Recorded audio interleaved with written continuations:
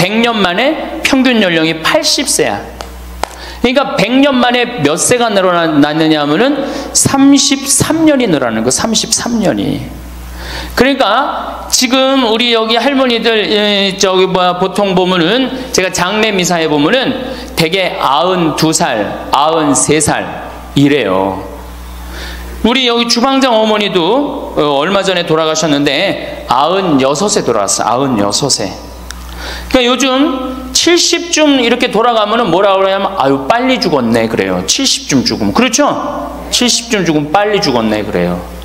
그러니까 여기 대부분의 분들이 여기 계신 분들 보면은 이 정말로 재수 없으면 100살까지 다 살 거예요. 여기 있는 분들은 100살까지. 예. 까면서 한번 소구조사를 한번 해봐야 되겠다. 나 지금 70 넘었다. 손 들어봐요. 70 넘었다. 70은 나이도 아니네 보니까. 80 넘었다 하면 손 들어. 80. 우리 할머니 80 넘었어요? 몇 살이세요? 81이요. 81? 이 할머니 여기까지 온 근력 보니까 105살까지 살게 생겼네. 네. 아니 81인데 이렇게 정정한데, 근데 여러분들 천지가 그래요. 천지가.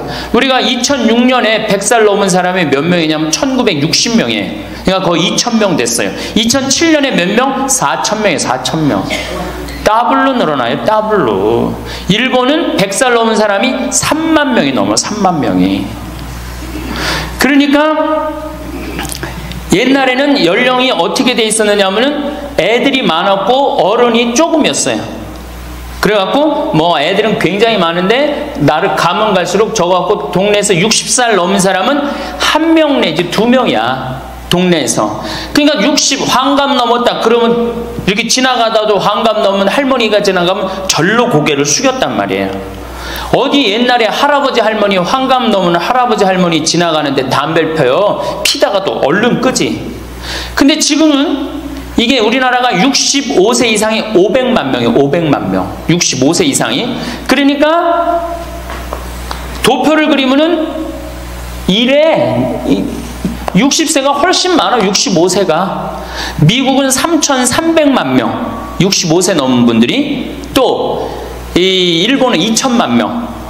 그러니까 존경을 하려고 해도 누굴 존경해? 이 수없이 많이 돌아다니는데 옛날에 하나 둘이어야지 존경을 해야지. 지금은 천지가 할머니 할아버지들인데 누굴 존경해? 누굴 존경해? 그냥 길에 채이는 게 할머니 할아버지인데 존경할 수가 없는 거예요. 혹시 우리 늙은이들 왜 존경하지 않나 이렇게 섭섭해하는 할머니 할아버지들이 착각하는 거예요. 하나 둘이어야지 존경해지. 신부도 본당 신부가 하나니까 3,000명 교우들이 존경하는 거예요. 본당 신부가 100명이다. 우리 본당에 신부가 100명이다. 존경할 거 안 할 것 같아. 채이는 게 본 신부인데, 근데 신부님 만나기 하늘의 별 따기보다 어려우니까 존경을 하는 거예요. 옛날에 할머니 할아버지들이 존경받았던 이유가 동네에서 거의 없었기 때문에. 중간에 다 죽었어. 근데 요즘 안 죽고 다 같이 가는 거야. 다 같이. 65세 이상이 500만 명이에요. 500만 명. 참고로 북한은 65세 이상이 몇 명이냐? 아니 북한은 평균 연령이 몇 세냐? 지금 30세예요. 북한은. 우리나라는 80세인데. 그러니까 우리나라 사람들이 북한보다 50년 더 사는 거, 평균 연령이.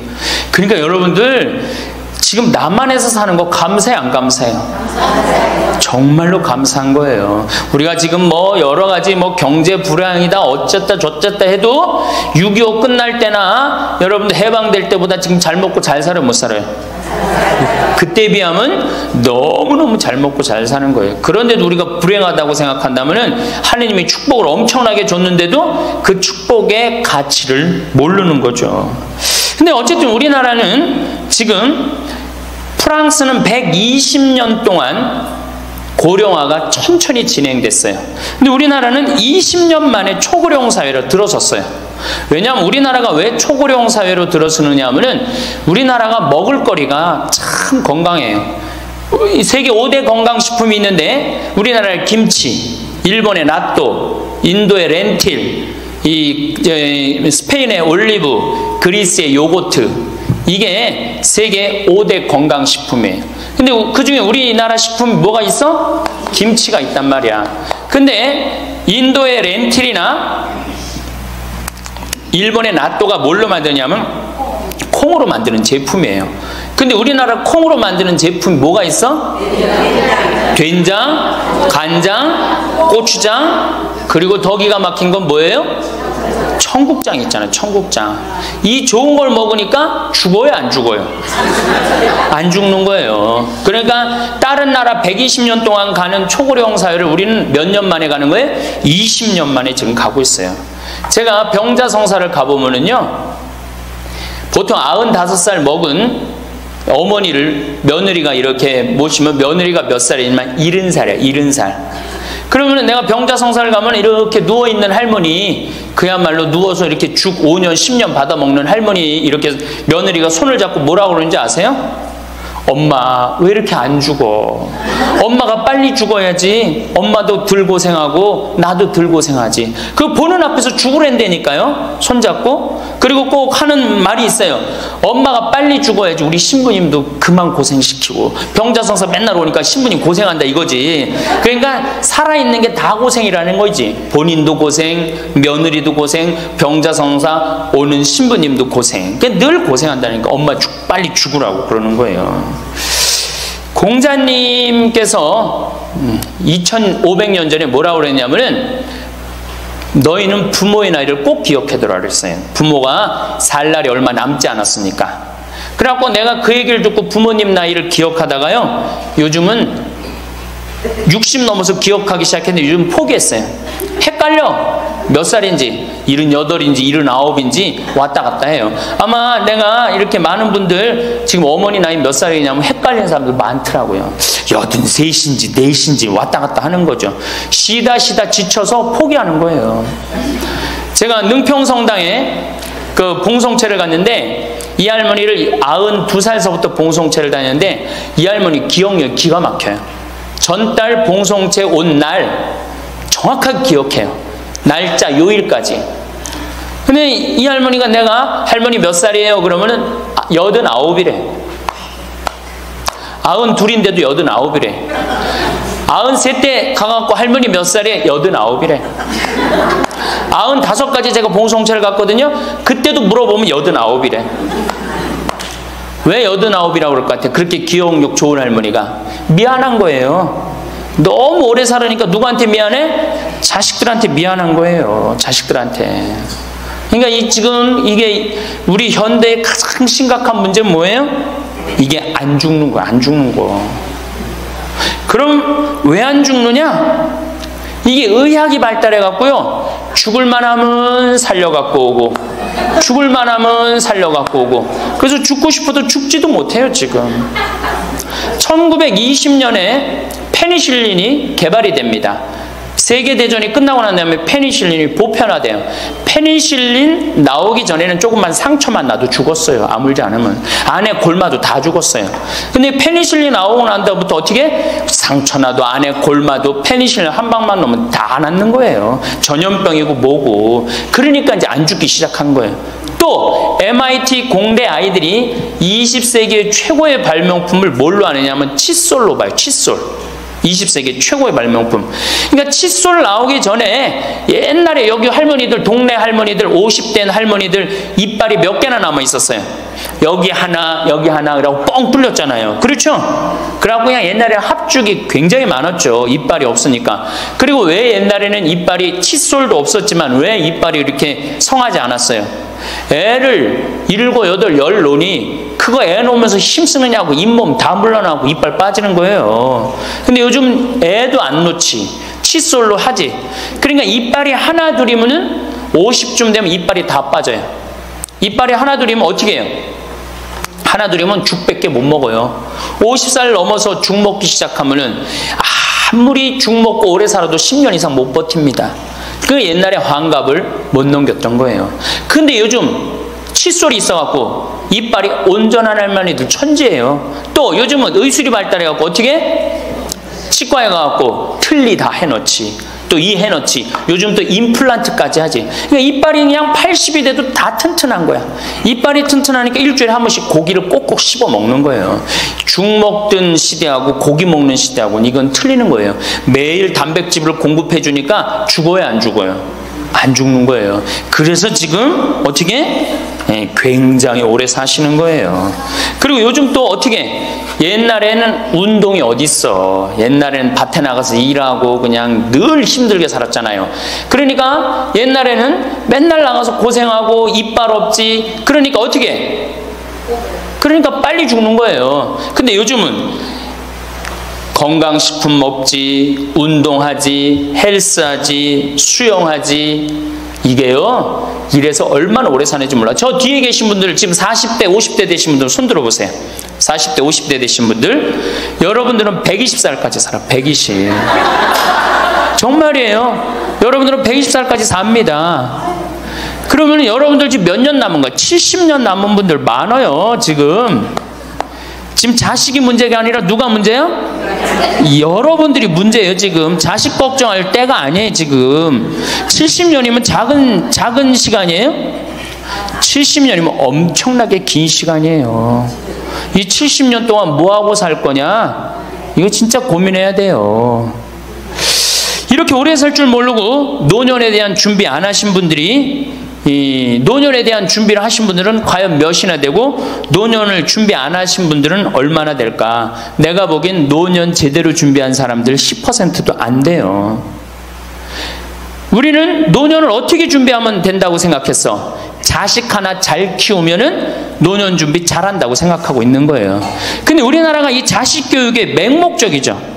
맹목적입니다. 이 세계에서 자식한테 이렇게 맹목적인 나라 없어요, 세계에서. 그러면은 우리 할머니들, 할아버지들이 왜 자식 교육을 맹목적으로 시켰느냐?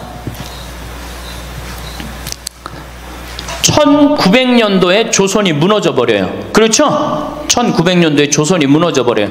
그럼 조선 무너지기 전에 500년 동안 양반 상놈이 있었어.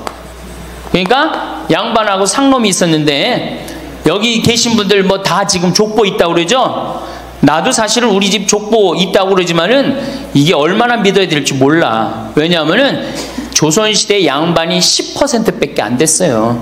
100명 중에 10명만 양반이었어요. 충청도가 10%, 경상도는 4%밖에 안 됐어요. 그러면 90%는 다 뭐야? 상민이야, 상민. 노예든 노비든 뭐 백정이든 전부 다 서름 받고 살았어요. 옛날에 노비가 얼마나 서름을 받고 살았느냐 하면은, 말을 타고 지나가다가도 양반 집을 지나가면은 양반 이 담이 시작되는 곳에서 말에서 내려야 돼요. 말 타고 양반 못 지나가요. 그러면은 말 타고 말을 끌고 가다가 양반 담이 끝나는 데서 다시 타고 갔어요. 만약에 그냥 말 타고 지나가다가 걸리면은 멍석마리로 맞았어요. 그러니까 그냥 수백 년 동안 서러웠던 게 1900년대 순식간에 무너져 버렸어. 양반, 상놈, 계급이 무너져 버렸단 말이야. 이제 뭐만 하면 출세할 수 있어? 공부만 하면 출세할 수 있었던 거예요. 공부만. 그러니까 그냥 공부만 하면 판검사 되면 모든 게 이제 내 원한, 그동안 수백 년 동안 쌓였던 원한 한을 다 풀 수 있다. 그래갖고 이제 나는 못 먹어도 논 팔고 소 팔고 정말 나 먹고 싶은 거 쓰고 싶은 거 못하는 한 있어도 누구는 교육시켜? 자식은 교육시키겠다, 이거. 자식은. 그러니까 그냥 있는 돈 없는 돈 팔아서 마련해 갖고 여러분들 어떻게 했어요? 자식 공부를 시킨 게 바로 여러분들 세대예요. 여러분들이 정말로 내가 이렇게 오래 살 줄 모르고 자식 하나 출세시켜 갖고 그동안 수백 년 동안 서름을 다 날려버리겠다. 그래 갖고 우리나라가 교육률이 세계에서 최고로 높았던 거예요. 근데 지금 젊은 사람들은 왜 그러는지도 모르고 지금은 무조건 그 전통을 이어받아 갖고 자식한테 미쳐서 교육을 시키는 거고, 지금 젊은 사람 30대 40대는 할머니 할아버지들 세대는 그 서름을 날려버리고 싶어서 자식을 교육을 시켰던 거예요. 그렇게 이렇게 있는 돈 없는 돈 다 들여갖고 자식을 출세를 시켰어. 출세를 시키면 호강할 줄 알았는데 자식이 출세하면은 호강합니까 안 합니까? 제가 이제까지 사목 경험에 의하면은 출세한 자식일수록 부모를 더 안 모십니다. 출세한 자식일수록. 부모가 서울대학 뭐 연고대 정말 대학 졸업시켜갖고 내가 출세를 했어요. 그래갖고 집에 비데가 있어. 비데. 화장실에 가면 물 나오는 거 있죠? 비데도 있고 이태리 대리석도 있고. 집은 삐까번쩍하게 기가 막히게 했는데 늙은 우리 무식한 엄마는, 무식한 아버지는 그 집에 어울려요, 안 어울려요? 안 어울리죠. 그 집에 안 어울리는 거예요. 그러니까 안 어울리고 빨리 죽으면 차라리 다행인데 이게 안 어울리면서 죽지도 않고 그냥 그 집에서 귀신같이 왔다 갔다 한단 말이에요. 그러니까 자꾸 눈에 밟히는 거예요. 내가 평택에 있을 때 비닐하우스에서 사는 집이에요. 아 근데 이 집에 할머니 한 분이 사는데 파출부가 와서 밥을 해주는 거예요. 파출부가 밥 해주고 빨래 해주고 할머니 뒷바라지를 다 해주는 거예요. 그리고 집에 갈 때는 바깥에서 문을 잠고 가는 거예요. 신기한 거예요. 어떻게 저런 일이 벌어지느냐. 또 봉송체도, 성당 다녀고 봉송체도 하고. 알고 봤더니 아들이 서울에서 100억대 재산 가야. 집은 정말 의리의리한 집이야. 근데 그 무식한 할머니가 그 집에 어울려요, 안 어울려요? 안 어울리는 거야. 그러니까 이건 그래도 그 자식이 양심은 있어갖고 엄마는 내다버릴 수는 없고, 그러니까 서울에서 평택에다가 비닐하우스를 줘갖고 파출부 하나 있어. 거기다 갖다 놓고 그냥 내다버릴 수는 없고 어떻게 그냥 그렇게 모시는 거예요. 그랬더니 내가 어느 노인대학에 오신 분들한테 이 강의를 했더니 할머니 한 분이 그런 얘기를, 안 버린 게 다행이다 그러는 거예요. 그걸로 만족하는 거야. 안 버림을 당하는 것만 해도 다행이라고 그러는 거예요. 이게 기가 막힌 정말로 시대에 우리가 살고 있죠. 여기 우리 할머니 할아버지들 내 자식이, 특히 아들 자식, 내가 이 아들에 대한 아주 그 혐오감이 있는데, 아들 자식 출세시키면은 내가 호황할 것 같죠? 가만히 생각해봐요. 아들을 기가 막히게 잘 키워서 서울대학 나왔어. 의사가 됐어. 판검사가 됐어. 그러면은 어떤 할머니가 그래요. 아들 자식 잘 키우면 잘 키울수록 여우 같은 년이 나타나서 낚아채 간다는 거예요. 네, 아들 자식을 잘 키우면 잘 키울수록 여우 같은 년이 나타나서 낚아채 간다는 거예요. 근데 가만히 생각해보니까 그 말이 맞는 것 같아요. 왜? 아니 의사하고 판검사면은 이쁘고 귀하게 자란 집 딸이 낚아채 갈 거 아니야. 다 그렇게 결혼하지 않아요? 그럼 그걸 어떻게 해? 그냥 자식 뺏기는 거예요. 그래서 딸을 둘 놓으면 금메달, 아들 하나 딸 하나 놓으면 은메달, 아들만 둘 놓으면 목메달이에요. 그래서 아들만 둘 놓으면 목메달이에요. 여기 얼마 전에 굉장히 재미난 통계가 나왔어요. 아들은 늙은 부모를 54% 구박한대요. 아들은 늙은 부모를, 며느리가 14% 구박한대요. 딸이 11% 구박한대요. 그러니까 아들 하나 딸 하나 있으면 늙어서 구박을 얼마나 받아? 55% 구박 받는 거야. 그렇죠? 근데 아들만 둘이면 어떻게 되는 거야? 곱하기 2 하면 되는 거예요. 여기다가. 그럼 몇 퍼센트 구박 받아? 108% 구박 받는 거예요. 그러니까 아들 있다고 좋아하는 시대는 끝났다. 아들 있다고 좋아하는 시대는. 그리고 잘 키운 아들일수록 누가 나타나서 낚아채 간다?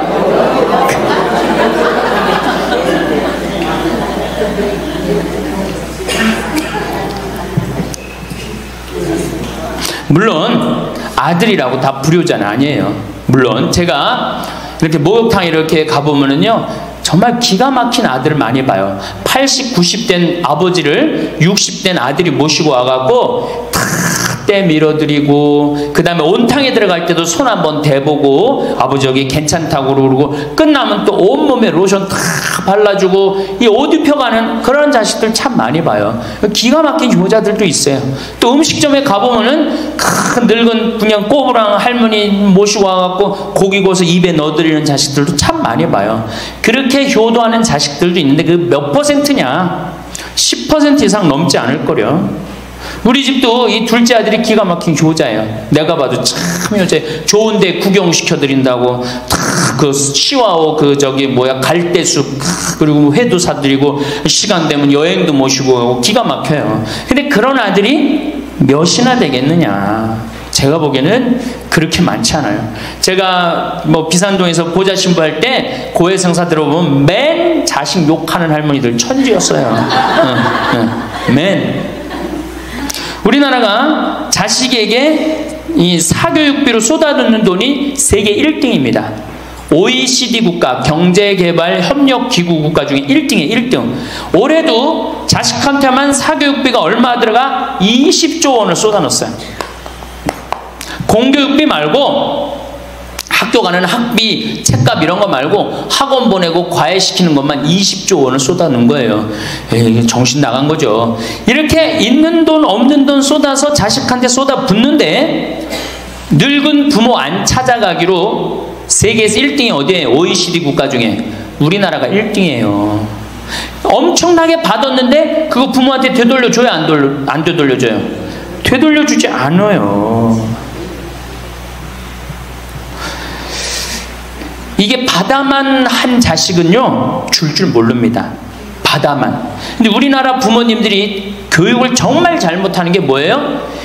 초등학교, 중학교, 고등학교, 대학교, 대학원 장가 갈 때까지 어떻게 해? 다 해줘. 다 해줘. 자기 허리 휘는 거 모르고. 미국은요 10살이 돼. 애가 10살이 되면은 동네에서 얘네들은 16살이면 운전면허증을 딸 수 있어요. 16살이면. 그럼 10살 생일 때 얘네들이 뭘 하느냐 하면은 동네에 돌아다니는 차, 자기 마음에 드는 차 있죠? 그걸 찍어요. 저 집의 아저씨 저 차는 내가 나중에 6년 후에 살 거다. 그 6년 후에 사면 우리나라는 당장에 6년 후에 누구한테 매달려? 엄마한테 사달라고 매달리잖아요. 근데 얘네들은 절대 안 그런다는 거예요. 그 차를 사기 위해서 아르바이트를 하는 거예요. 돈을 모으는 거예요. 이 미국의 대학생들은 아르바이트를 36% 하는데 우리나라 대학생들은 아르바이트를 5%밖에 안 해요. 그러니까 얘네들 6년 동안 돈을 모으는 거예요. 그러면은 자기가 그 차를 찍으면 그 차 주인은 알고 있어요. 저 아이가 내 차를 살라고 찍어놓은 거다. 그럼 6년이 지나면 차가 꼬물될 것 같아? 안 꼬물될 것 같아? 꼬물되죠? 그래도 절대 안 판다는 거예요. 왜냐하면 찍어놓은 아이가 있으니까. 그래갖고 6년이 지나면은 걔가 6년 동안 모아둔 돈이 얼마나 되겠어. 그래갖고 16살 때 운전면허증이 따면은 그 집에 온대요. 내가 아저씨 차 살라고 6년 동안 돈을 모았다. 근데 6년 동안 모아갖고 모자라잖아요. 근데 이미 차는 고물이 다 돼 있고, 그러면 그 아저씨가 너 잔디 앞으로 6개월 동안 깎거라. 그러면 내가 이 차를 줄 테니까. 그렇게 해서 자기 차를 구입한다는 거예요. 그러니까 걔네들은 미국의 아이들도 차 하나를 구입해도 어떻게? 아무리 부잣집 아이들 때더라도 다 자기가 아르바이트해서 하는 거예요. 그 16살만 되면 독립한다고 생각을 해요. 차 자기가 구입하죠. 집도 자기가 구입합니다. 결혼해서 살 집도 자기가 돈 벌어서 다 해요. 그리고 여자를 데리고 오지 우리나라처럼 일단 여자 데리고 오면 부모님이 집 얻어주는 이 기가 막힌 거죠. 여러분들 우리나라 60대 되신 부모님이 자식 뒷바라지 책임져주는 비율이 83%예요. 그러니까 대부분의 할머니 할아버지들이 60이 돼도 누구 뒷바라지 해주느냐고 허리가 휘어? 자식들 뒷바라지 안 하고 허리가 쉬는 거예요. 우리 집에 캐나다 원어민 선생님, 수원에 있는 중학교 영어 원어민 선생님이 일주일 동안 우리 집에 와서 농사를 배웠어요. 그런데 이름이 디아나라고 그러는 여선생님인데 내가 그 친구랑 이렇게 얘기를 하는데 한국에 오니까 너무너무 이상하대요. 뭐가 이상하냐고 그러니까 애들이 학원 다니는 것도 이상하지만은 고등학교, 대학교 결혼할 때까지 부모가 돈 다 대주는 게 이상하다는 거예요. 자기네 캐나다가 우리나라보다 훨씬 잘 살아요. 자기네 나라는 고등학교 졸업하면은 부모님 이제까지 키운 거 고생했다. 그리고 그 다음에 다 자기네들 알아서 독립한대요.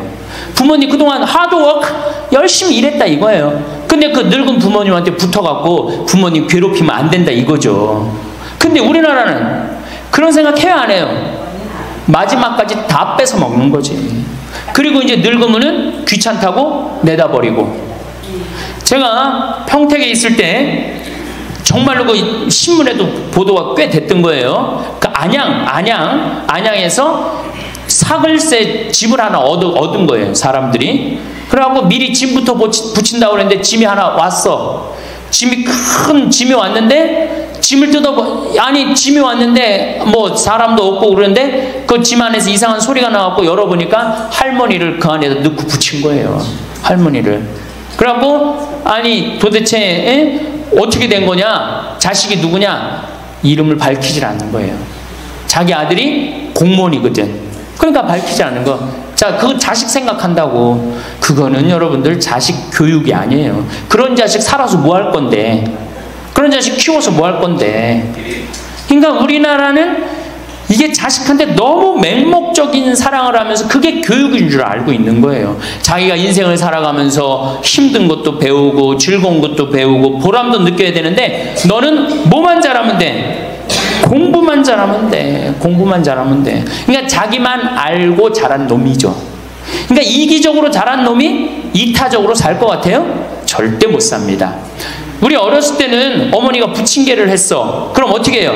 이 집에도 갖다 줘라, 저 집에도 갖다 줘라. 그러면서 동네 돌아다니면서 이 갖다 주는 재미, 그러면서 나누는 것도 배우잖아요. 요즘 애들이 그런 애들이 어디 있어요? 아파트 문 닫으면 끝인데.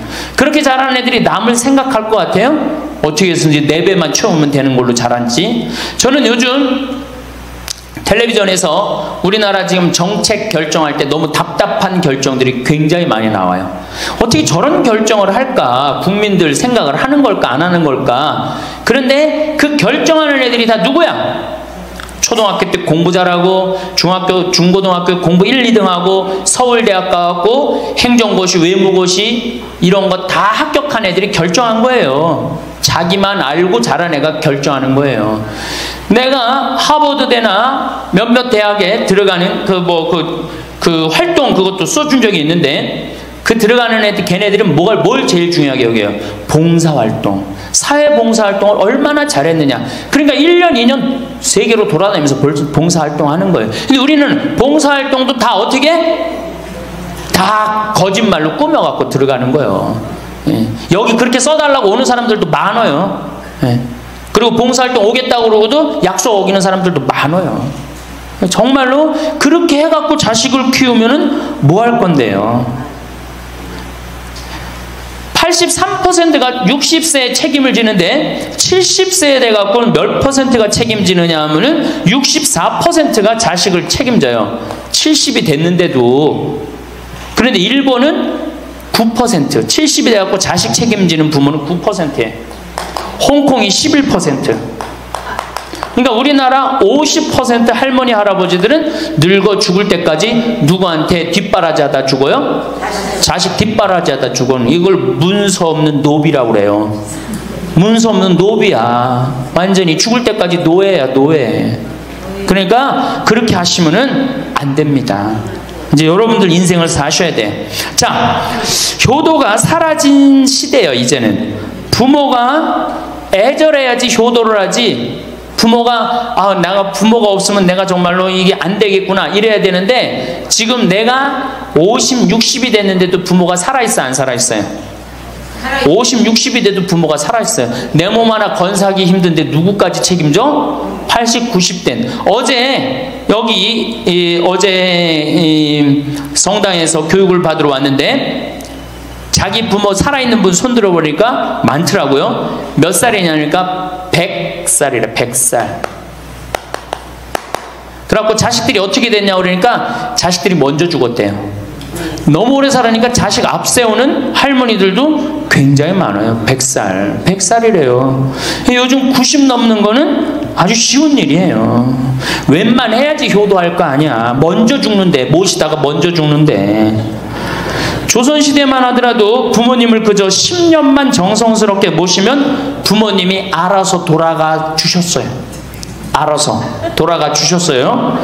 그런데 요즘 부모님들은 20년을 모셔도 30년을 모셔도 돌아갈 생각을 안 하는 거예요. 100살을 산다면 거의 50년을 모셔야 되는 거예요. 그러니까 자식들이 부모 모시다 지치는 거예요. 자식들이 부모 모시다 지치는 거예요. 긴병에 효자 없다는 말뿐만 아니라 오래 사시는 늙은 부모님한테도 효자 없게 되어 있습니다. 생각해 보십시오. 내 나이가 70이 다 됐는데도 내 몸 하나 건사하기도 힘든데 100살 된 부모님 모시는 거 쉬운 일이 아닌 거예요. 제일 좋은 건 뭐예요? 내가 늙어 죽을 때까지 자식한테 의지하지 않고 살다가 돌아가실 때는 꼴까닥 죽어버리는 거야, 돌아가실 때는. 그러니까 지금 자식하고 같이 붙어서 산다 이런 생각 꿈도 꾸지 마시고 그냥 나 혼자 살다가 어떻게 죽을 때 꼴까닥 죽으면 되는 거야. 죽을 때. 신부님, 그래도 자식이 내 임종은 봐야 되지 않느냐. 임종은요, 부모님 조선시대에 또 그 전에 한 평균 연령 37세 40세 때 자기 부모님 돌아가시는 거 못 보면 한이 됐어요. 그렇죠? 근데 지금 임종 볼 필요 없어요. 볼 만큼 봤어. 아주 지겹게 봤어. 뭐 임종까지 봐요. 그냥 주무시다가 꼴까닥 돌아가시는 게 제일 좋으신 거예요. 이 꼴까닥 돌아가시는 방법은 내가 이제 네 번째 시간에 알려드리도록 하겠습니다. 심지어 어떻게 꼴까닥 돌아가는 방법이 있습니까? 방법이 있어요. 꼴까닥 죽는 방법이 있어요. 우리 옛날에 뭐라 그래? 요즘 뭐라 그래? 9988이라고 그러죠? 99세까지 팔팔하게 살아라. 이 방법이 있어요. 이건 제가 이제 말씀을 드릴 거예요. 환갑, 진갑 다 찾아 먹네. 그러면 진짜 오래 살았다는 얘기죠. 환갑은 몇 살 때 환갑 잔치를 해요? 60에 하죠. 그 다음에 진갑은 61. 진짜 오래 살았다고 그래서 진갑이야. 61만 살아도 진짜 오래 살아. 근데 요즘은 고희 70, 그렇죠? 그 다음에 희수 77, 미수 88, 백수 99. 이거 잔치하는 사람들 천치예요. 천치. 자식 하나 대학 졸업시키는데 드는 돈이 약 3억 정도 들어가요. 3억. 내 자식 둘을 졸업시켰다. 그럼 얼마가 들어가? 6억이 들어가. 6억. 셋을 졸업시켰다. 9억이 들어가. 9억.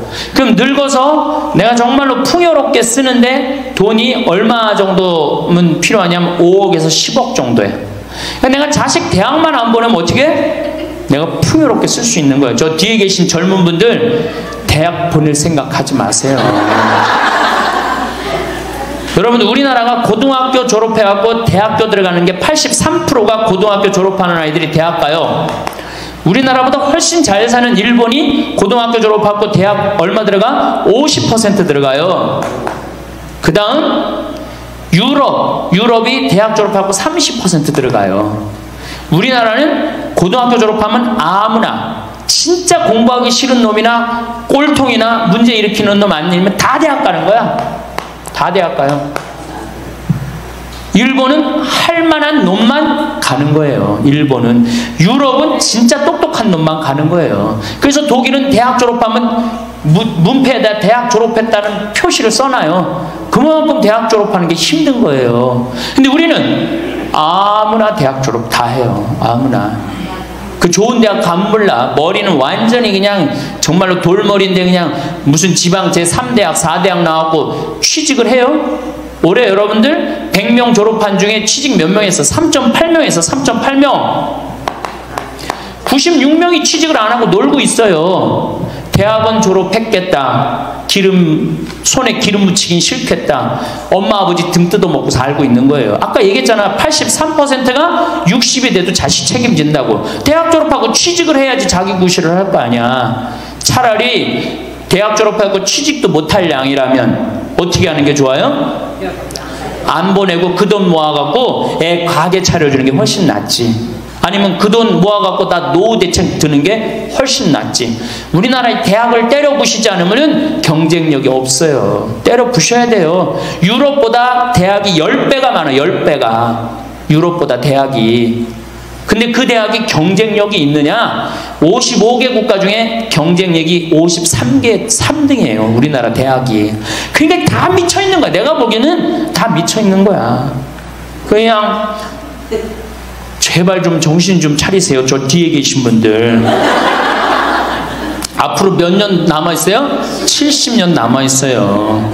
있는 돈 없는 돈 자식한테 쏟아낼 게 아니에요.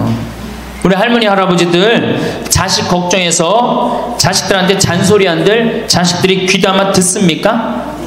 챙겨나면 귀담아 들어야 안 들어요? 뭐 한다고 그래? 노망 떤다 그러지.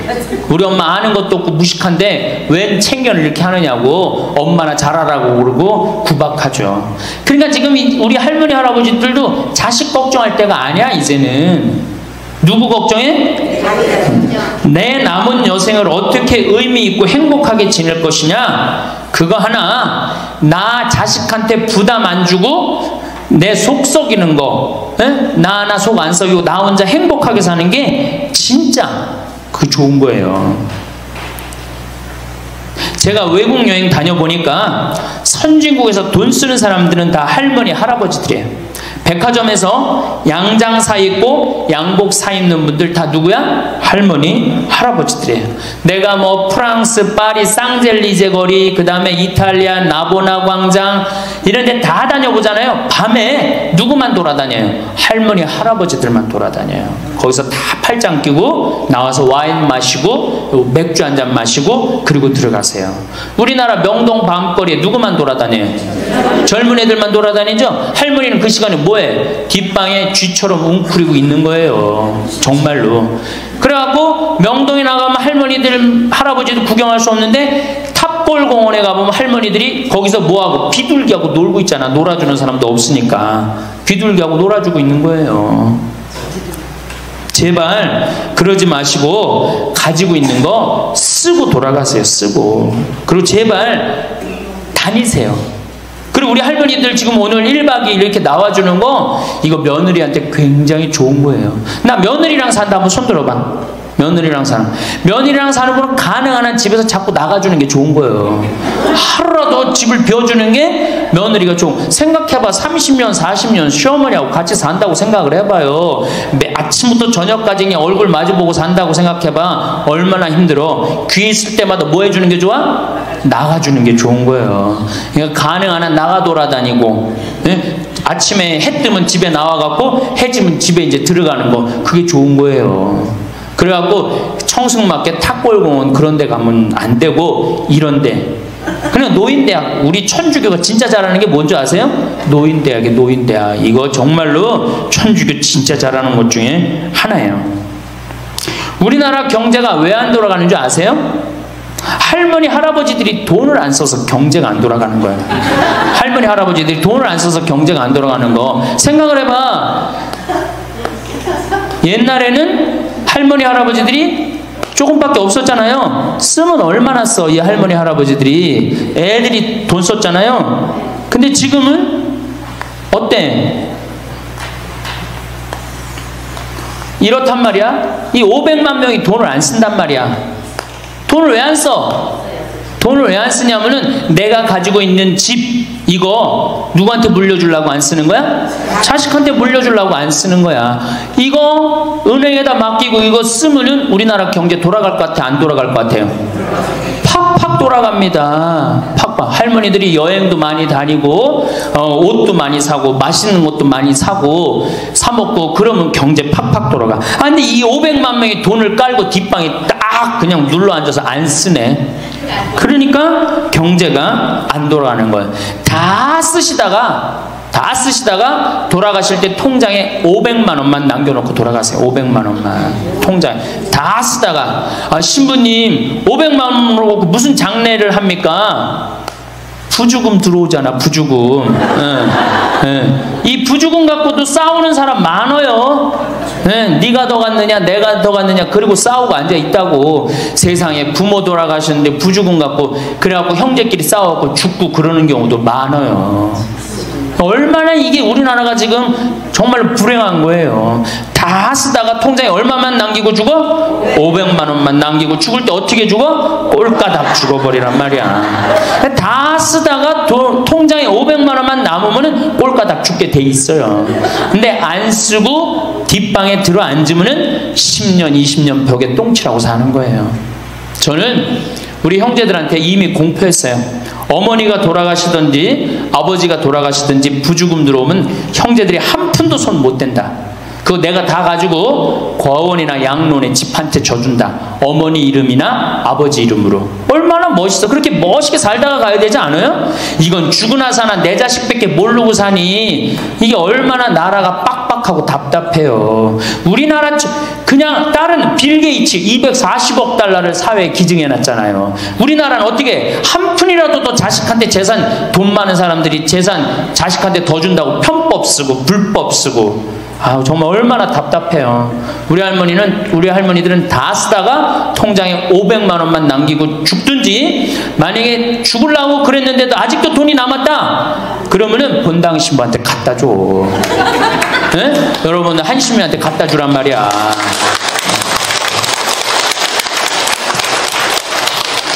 박수 치는 거 보니까 갖다 줄 의사가 있나 본데? 네? 제발 자식한테 주는 게 절대 훌륭하게 사는 게 아니에요. 자식들은 지가 알아서 살고, 나는 마지막에 이제 하느님한테 빌려 썼으니 하느님의 영광을 위해서, 가난하고 어려운 이웃을 위해서 피사하고 가는 거예요. 그렇게 살아야지 우리나라가 복지국가가 되고 선진국가가 되는 거예요. 부자 부모가 돌아가면은 국가재산의 반은, 본인의 재산의 반은 국가가 갖고 와, 써보지도 못하고, 나머지 반은 네가 더 갖느냐 내가 더 갖느냐 형제끼리 싸워갖고 원수가 돼갖고 서로 만나지도 않아요. 네, 만나지도 않아요. 근데 가난한 집 부모가 돌아가면은 이제 우리 부모 돌아갔으니까 우리밖에 안 남았다, 서로 나눠 가질 것도 없으니까 싸우지도 않고 어떻게 우애가 더 좋아진단 말이에요. 그걸 누가 만들어? 여러분들이 결정하는 거예요. 지금 아까 물어보니까 뭐 4억 5억, 아파트 한 채에 뭐 4억 5억, 야, 그 돈 남겨놓으면 자식이 좋아할 것 같아요? 서로 원수 됩니다. 원수 돼요. 그러니까 다 쓰다 돌아가세요. 냉면 먹고 싶으면 큰아들이 사줄래나, 둘째 아들이 사줄래나, 막내딸이 사줄래나, 여름 내내 기다렸는데 한 놈도 와서 안 사줘. 그 억울해 안 억울해? 아니, 냉면이 얼마나 한다고? 5,000원이면 사 먹잖아요. 그럼 내 돈 주고 내가 가서 사 먹으면 되는 거를 큰아들이 사줄래나, 둘째 아들이 사줄래나, 막내딸이 사줄래나, 그걸 기다려. 그렇게 청승을 떨고 살아요. 내가 가서 내가 사 먹으면 되는 걸. 근데 평생 나를 위해서 써봤어 안 써봤어? 이젠 써보세요. 날 위해서 쓰는 연습을 하세요. 그래야지 나라 경제가 돌아가는 거예요. 나무는 뿌리가 썩으면은, 나무는 튼튼. 사람을 딱 봤을 때 유독 눈길이 가는 이들이 있습니다. 화려하게 꾸민 것도 아니고 유명 브랜드를 휘감은 것도 아닌데 뭔가 모르게 품위가 느껴지는 사람들. 우리는 이런 사람을 가리켜 이렇게 말하곤 하죠. 저 사람은 참 귀티가 나. 귀티라는 말, 그건 단순히 얼굴에서 뿜어져 나오는 생김새 이상의 것입니다. 그 사람의 태도, 말투, 몸짓, 그리고 무엇보다도 내면의 단정함이 자연스럽게 겉으로 드러나는 거죠. 부티와는 다릅니다. 부티는 물건으로 드러낼 수 있습니다. 비싼 시계, 명품 가방, 고급 승용차, 그런 것들이 있으면 누구나 부티는 낼 수 있어요. 하지만 귀티는 그렇지 않습니다. 그건 살아온 방식이, 하루하루 쌓아온 선택들이 자연스럽게 빛으로 바뀐 결과물입니다. 얼마 전 지하철에서 한 할머니를 봤습니다. 화장은 거의 하지 않았고 옷차림도 단정했지만 어쩐지 눈을 뗄 수 없게 만드는 기품이 있었습니다. 특별한 말 한마디 하지 않았는데도 그분 옆에 앉은 사람들의 태도까지 조용히 변하는 듯 했습니다. 그 순간 문득 귀티라는 게 무엇일까 생각해 봤습니다. 결국은 자신을 어떻게 대하느냐, 그리고 세상을 어떤 눈으로 바라보느냐에서 시작된다는 걸 조용히 깨닫게 됐죠. 귀티가 흐르는 사람들의 첫 번째 특징은 항상 깔끔하고 단정하게 자신을 가꾼다는 것입니다. 여기서 말하는 단정함은 값비싼 패션이 아닙니다. 그보다는 어울림에 가깝습니다. 옷차림이 상황에 맞고 자신의 체형과 분위기에 맞게 잘 정돈되어 있다는 것. 버스 정류장에서든 병원 대기실에서든 그 자리에 가장 잘 어울리는 모습을 하고 있는 사람. 그건 단순히 옷의 문제가 아닙니다. 어떻게 보여야 하는지를 아는 사람의 태도에서 나오는 것입니다. 귀티 있는 사람은 말합니다. 잘 입는 것보다 어울리게 입는 게 중요하지. 그들은 화려한 장식을 하나 빼고 군더더기 없는 단정한 모습으로 자신을 드러내기보다 자연스럽게 스며들게 합니다. 두 번째 특징은 자세입니다. 어깨를 살짝 펴고 허리를 꼿꼿이 세운 사람은 이미 말없이 자기 인생을 존중하고 있다는 뜻입니다. 특별히 날씬하거나 미인이 아니더라도 자세가 바른 사람은 보기만 해도 기분이 좋아집니다. 당당해 보이고 무언가 자기 삶을 스스로 책임지고 있는 듯한 느낌이 들죠. 반면 구부정한 어깨와 늘어진 허리는 단순히 몸의 피곤함을 넘어서 자기 자신에 대한 기대가 사라졌다는 걸 보여줄 수도 있습니다. 귀티 있는 사람은요, 자기 몸 하나라도 바르게 세우려 노력합니다. 그건 남들에게 보이기 위해서가 아니라 내가 나를 존중하니까 가능한 태도죠. 세 번째는 돈을 쓰는 방식입니다. 아무리 돈이 많아도 돈으로 말하려는 사람과 돈으로 말하지 않는 사람은 딱 보면 알 수 있습니다. 귀티 나는 사람은 절대 무리해서 소비하지 않습니다. 그리고 굳이 티내지 않습니다. 같이 밥을 먹어도 조용히 계산을 하거나 부담을 주지 않으면서 자연스럽게 상황을 마무리합니다. 결국 품이라는 것은 남에게 불편을 주지 않는 센스에서 비롯되는 거죠. 그들은 겉으로는 검소해 보이지만 필요한 곳에는 아낌없이 씁니다. 자신의 건강, 부모님을 위한 선물, 좋은 책, 좋은 배움엔 돈을 아끼지 않습니다. 돈을 어떻게 쓰느냐는 결국 그 사람의 삶의 철학을 보여주는 방식입니다. 귀티 있는 사람은 언제나 보이기 위한 돈보다 살아가기 위한 돈을 선택합니다. 네 번째, 말투입니다. 귀티는 말에서도 흐릅니다. 그들은 목소리를 높이지 않습니다. 누군가를 깎아내리며 유쾌해지지 않습니다. 상대방의 말을 자르고 자신의 의견을 밀어붙이지도 않죠. 대화를 하면 마음이 편안하고 말 속에 배려가 배어 있습니다. 죄송하지만 혹시 도와드릴까요? 괜찮으시다면 이런 말들이 익숙한 사람은 상대의 감정을 먼저 생각합니다. 무슨 말을 했느냐보다 어떻게 말했느냐를 아는 사람인 거죠. 말은 사람의 내면을 고스란히 드러냅니다. 그래서 귀티 있는 사람은 말도 조심스럽고 조용한 말 속에 깊은 울림을 남깁니다. 마지막으로 귀티는 마음을 어떻게 다루느냐에서 결정됩니다. 나를 사랑하지 않으면 남을 진심으로 대할 수 없습니다. 스스로를 존중하지 않으면 다른 사람도 나를 함부로 대하게 됩니다. 귀티 있는 사람은 자기 자신에게 따뜻합니다. 자책보다는 성찰을 하고 비교보다는 감사할 줄 알며 스스로를 고마워합니다. 거울을 보며 미소를 짓고 스스로에게 말합니다. 오늘도 잘 살고 있어. 수고했어. 그런 사람은 상대의 빛을 가로채지 않고 자기 빛을 은은하게 비춥니다. 마치 촛불 하나가 방 안을 따뜻하게 채우듯 귀티는 그렇게 주변을 편안하게 만들어줍니다. 이제 우리는 나이를 먹어갑니다.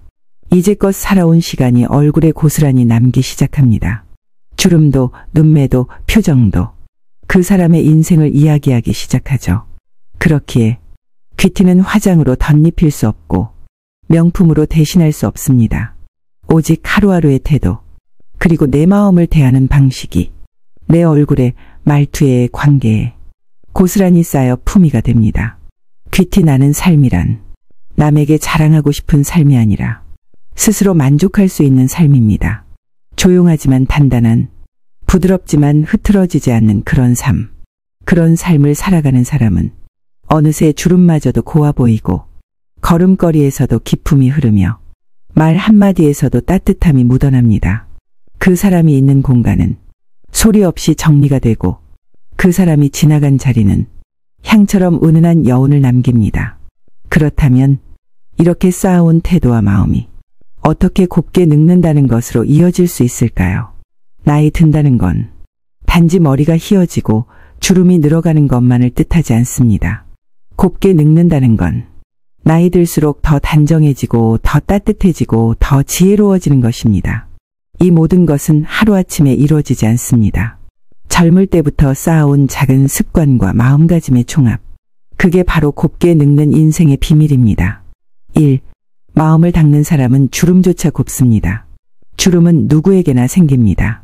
하지만 어떤 사람의 주름은 보고 있으면 마음이 포근해지고 또 어떤 사람의 주름은 왠지 모르게 지쳐 보입니다. 이 차이는 어디에서 올까요? 바로 마음을 어떻게 다루며 살아왔는가에 달려 있습니다. 늘 남을 탓하고 세상에 불만이 가득한 사람은 입꼬리가 아래로 처집니다. 반면 매사에 감사하고 웃음이 많은 사람은 자연스럽게 입가에 주름이 생겨도 인상이 부드럽죠. 곱게 늙는다는 건 피부를 팽팽하게 유지하는 것이 아니라 인생을 어떤 시선으로 바라봐 왔는지가 얼굴에 고스란히 드러나는 것입니다. 이 덜어냄의 미학을 아는 사람, 곱게 늙는 사람은 무엇보다 비움을 합니다. 젊은 시절에는 뭐든 쥐고 싶고 더 높이 올라가고 싶고 더 많은 것을 누리고 싶어 안달이 났습니다. 하지만 인생 후반에는 덜어냄이 곧 풍요입니다. 물건을 덜어내니 집안이 편안해지고 욕심을 덜어내니 마음이 편안해지고 말을 덜어내니 인간관계가 가벼워집니다. 곱게 나이 드는 사람은 자신의 삶에 꼭 필요한 것만 곁에 두고 불필요한 관계와 감정은 조용히 흘려보냅니다. 그렇다고 냉정한 건 아닙니다. 오히려 더 따뜻합니다. 불필요한 것에 휘둘리지 않으니 진짜 중요한 사람과의 관계에 집중할 수 있기 때문이죠. 3. 나를 위해 살아가는 용기. 많은 사람이 이렇게 말합니다. 이제 내 인생 좀 살고 싶다. 하지만 정작 어떻게 살아야 할지는 모르죠. 곱게 늙는다는 건 이제라도 나를 위해 사는 연습을 시작하는 것입니다. 하고 싶었던 취미를 배우고 가고 싶었던 곳에 혼자서라도 가보고 내가 좋아하는 옷을 입고 더 이상 남 눈치 보지 않고 하루를 내가 설계하는 삶. 누구보다 가족을 위해 헌신한 시간이 있었다면 이제는 자기 자신에게 시간을 쓰는 법을 배울 차례입니다. 그건 이기적인 게 아니라 자기 삶에 대한 책임이자 존중입니다. 4. 관계 속에서 거리를 두는 사람. 나이가 들수록 외로움이 찾아옵니다. 하지만 그 외로움을 막기 위해 모든 관계를 붙잡을 필요는 없습니다. 곱게 늙는 사람은 관계의 질을 선택할 줄 압니다. 가까운 가족이라도 서로를 힘들게 한다면 거리를 둡니다. 친구라 해도 만남 이후에 괜히 허무하다면 서서히 관계를 정리합니다. 대신 함께 있을 때 말없이 있어도 편한 사람, 굳이 자랑하지 않아도 나를 알아주는 사람과 소중한 시간을 나눕니다. 관계의 넓이보다 깊이를 중시하는 삶. 그게 바로 곱게 나이 드는 삶의 핵심입니다. 5. 삶의 속도를 줄이는 사람. 우리는 늘 바빴습니다. 청춘은 앞만 보고 달렸고 중년은 책임에 치이며 숨 가쁘게 살았습니다. 이제는 삶의 속도를 줄일 때입니다. 느긋한 산책, 따뜻한 차 한 잔, 창밖을 바라보며 멍하니 있는 시간. 이런 시간이 주는 평온함이 몸과 마음을 곱게 만들어줍니다. 곱게 늙는 사람은 급할 필요가 없다는 걸 압니다. 누구보다 깊은 내공을 갖고 있기 때문에 서두르지 않아도 스스로 중심을 잡고 있죠. 6. 내 삶의 스승이 되는 사람. 곱게 늙는다는 건 남에게 조언을 쏟아내기보다 내 삶의 경험이 조용한 스승이 되는 것입니다. 말보다는 태도로, 조언보다는 눈빛으로, 지식보다는 진심으로 사람의 마음을 움직이는 사람이 되죠. 그들은 말하지 않아도 저 사람처럼 되고 싶다. 이런 마음을 품게 합니다. 자신의 실패마저도 담담히 이야기할 수 있는 여유. 그리고 그 실패를 통해 누군가의 위로가 될 수 있는 사람. 그런 사람이 곱게 늙은 사람입니다. 7.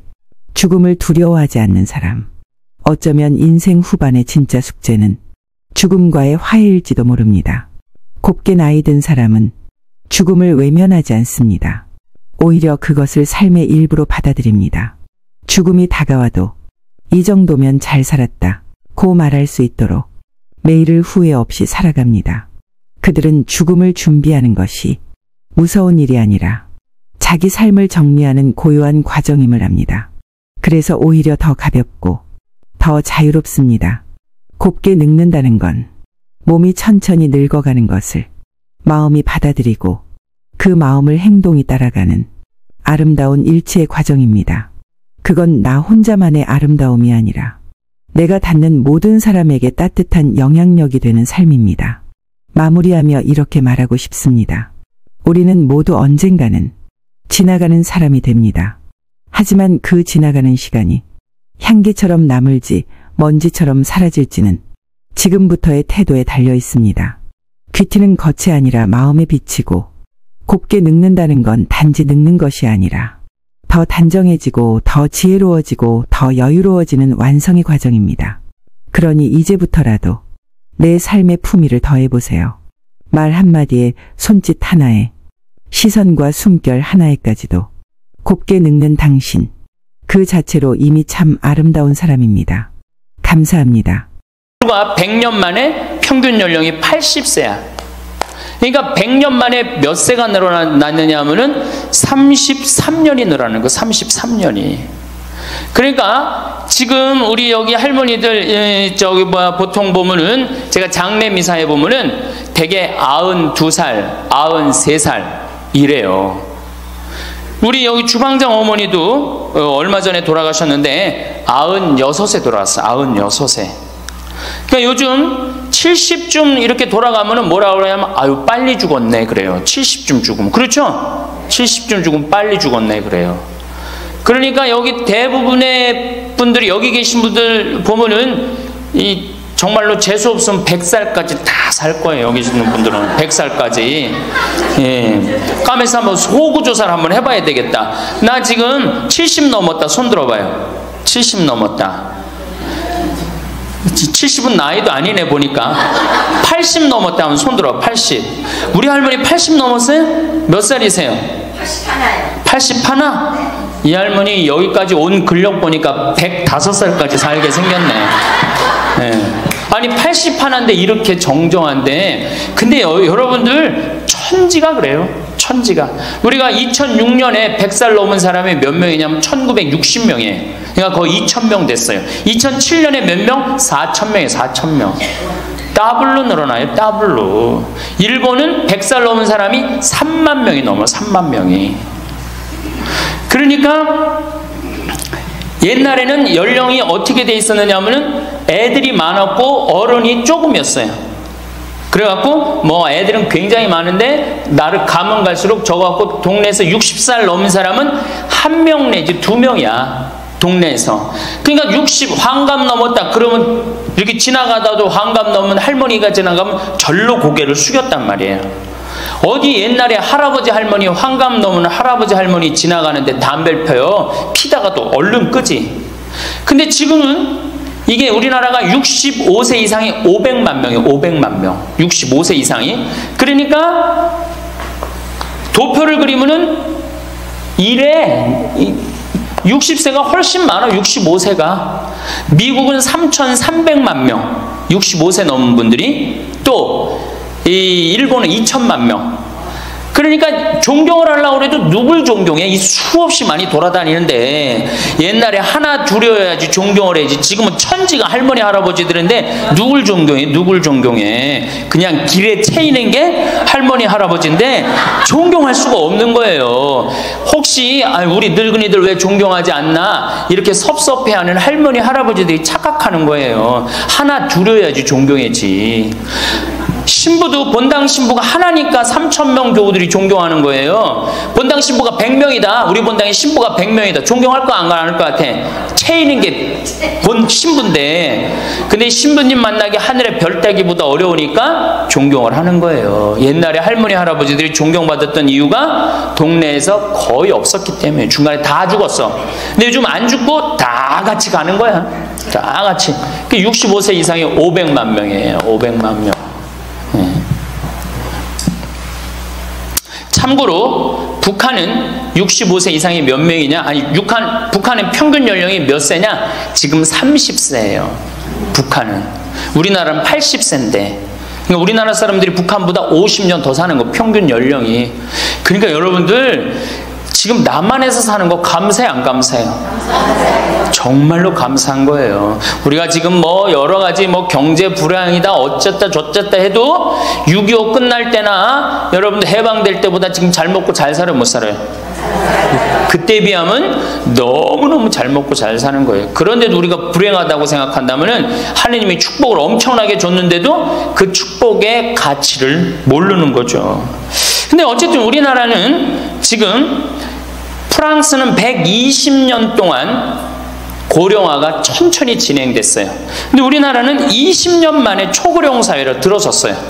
왜냐하면 우리나라가 왜 초고령 사회로 들어서느냐 하면은 우리나라가 먹을거리가 참 건강해요. 세계 5대 건강식품이 있는데 우리나라의 김치, 일본의 나또, 인도의 렌틸, 스페인의 올리브, 그리스의 요거트, 이게 세계 5대 건강식품이에요. 근데 그 중에 우리나라 식품이 뭐가 있어? 김치가 있단 말이야. 근데 인도의 렌틸이나 일본의 나또가 뭘로 만드냐면 콩으로 만드는 제품이에요. 근데 우리나라 콩으로 만드는 제품이 뭐가 있어? 된장, 간장, 고추장, 그리고 더 기가 막힌 건 뭐예요? 청국장 있잖아요. 청국장. 이 좋은 걸 먹으니까 죽어요, 안 죽어요? 안 죽는 거예요. 그러니까 다른 나라 120년 동안 가는 초고령 사회를 우리는 몇 년 만에 가는 거예요? 20년 만에 지금 가고 있어요. 제가 병자성사를 가보면은요, 보통 95살 먹은 어머니를 며느리가 이렇게 모시면 며느리가 몇 살이냐면 70살이에요. 70살. 그러면 내가 병자성사를 가면 이렇게 누워있는 할머니, 그야말로 누워서 이렇게 죽 5년 10년 받아먹는 할머니, 이렇게 며느리가 손을 잡고 뭐라고 그러는지 아세요? 엄마 왜 이렇게 안 죽어? 엄마가 빨리 죽어야지. 엄마도 덜 고생하고 나도 덜 고생하지. 그 보는 앞에서 죽으랜다니까요. 손잡고. 그리고 꼭 하는 말이 있어요. 엄마가 빨리 죽어야지 우리 신부님도 그만 고생시키고. 병자성사 맨날 오니까 신부님 고생한다 이거지. 그러니까 살아있는 게 다 고생이라는 거지. 본인도 고생, 며느리도 고생, 병자성사 오는 신부님도 고생. 그러니까 늘 고생한다니까. 엄마 빨리 죽으라고 그러는 거예요. 공자님께서 2500년 전에 뭐라고 그랬냐면은 너희는 부모의 나이를 꼭 기억해두라 그랬어요. 부모가 살 날이 얼마 남지 않았으니까. 그래갖고 내가 그 얘기를 듣고 부모님 나이를 기억하다가요, 요즘은 60 넘어서 기억하기 시작했는데 요즘 포기했어요. 헷갈려. 몇 살인지 78인지 79인지 왔다 갔다 해요. 아마 내가 이렇게 많은 분들 지금 어머니 나이 몇 살이냐면 헷갈리는 사람들 많더라고요. 83인지 4인지 왔다 갔다 하는 거죠. 쉬다 지쳐서 포기하는 거예요. 제가 능평성당에 그 봉송체를 갔는데 이 할머니를 92살서부터 봉송체를 다녔는데 이 할머니 기억력이 기가 막혀요. 전달 봉송체 온 날 정확하게 기억해요. 날짜 요일까지. 근데 이 할머니가 내가 할머니 몇 살이에요? 그러면은 89이래. 92인데도 89이래. 93때 가갖고 할머니 몇 살이에요? 89이래. 95까지 제가 봉송체를 갔거든요. 그때도 물어보면 89이래. 왜 89이라고 그럴 것 같아? 그렇게 기억력 좋은 할머니가. 미안한 거예요. 너무 오래 살으니까 누구한테 미안해? 자식들한테 미안한 거예요. 자식들한테. 그러니까 지금 이게 우리 현대의 가장 심각한 문제는 뭐예요? 이게 안 죽는 거, 안 죽는 거. 그럼 왜 안 죽느냐? 이게 의학이 발달해갖고요, 죽을만 하면 살려갖고 오고, 죽을만 하면 살려갖고 오고, 그래서 죽고 싶어도 죽지도 못해요, 지금. 1920년에 페니실린이 개발이 됩니다. 세계대전이 끝나고 난 다음에 페니실린이 보편화돼요. 페니실린 나오기 전에는 조금만 상처만 나도 죽었어요. 아물지 않으면. 안에 골마도 다 죽었어요. 근데 페니실린 나오고 난 다음부터 어떻게? 상처 나도 안에 골마도 페니실린 한 방만 넣으면 다 낫는 거예요. 전염병이고 뭐고. 그러니까 이제 안 죽기 시작한 거예요. 또 MIT 공대 아이들이 20세기의 최고의 발명품을 뭘로 아느냐면 칫솔로 봐요. 칫솔. 20세기 최고의 발명품. 그러니까 칫솔 나오기 전에 옛날에 여기 할머니들, 동네 할머니들, 50된 할머니들 이빨이 몇 개나 남아 있었어요. 여기 하나, 여기 하나, 그러고 뻥 뚫렸잖아요. 그렇죠? 그래갖고 그냥 옛날에 합죽이 굉장히 많았죠. 이빨이 없으니까. 그리고 왜 옛날에는 이빨이, 칫솔도 없었지만 왜 이빨이 이렇게 성하지 않았어요? 애를 7, 8, 10 놓으니 그거 애 놓으면서 힘쓰느냐고 잇몸 다 물러나고 이빨 빠지는 거예요. 근데 요즘 애도 안 놓지. 칫솔로 하지. 그러니까 이빨이 하나 둘이면은 50쯤 되면 이빨이 다 빠져요. 이빨이 하나 둘이면 어떻게 해요? 하나 둘이면 죽밖에 못 먹어요. 50살 넘어서 죽 먹기 시작하면은 아무리 죽 먹고 오래 살아도 10년 이상 못 버팁니다. 그 옛날에 환갑을 못 넘겼던 거예요. 근데 요즘 칫솔이 있어갖고 이빨이 온전한 할머니들 천재예요. 또 요즘은 의술이 발달해갖고 어떻게? 치과에 가갖고 틀니 다 해놓지. 또 이해너치, 요즘 또 임플란트까지 하지. 그러니까 이빨이 그냥 80이 돼도 다 튼튼한 거야. 이빨이 튼튼하니까 일주일에 한 번씩 고기를 꼭꼭 씹어 먹는 거예요. 죽 먹던 시대하고 고기 먹는 시대하고는 이건 틀리는 거예요. 매일 단백질을 공급해 주니까 죽어요, 안 죽어요? 안 죽는 거예요. 그래서 지금 어떻게? 굉장히 오래 사시는 거예요. 그리고 요즘 또 어떻게? 옛날에는 운동이 어딨어. 옛날에는 밭에 나가서 일하고 그냥 늘 힘들게 살았잖아요.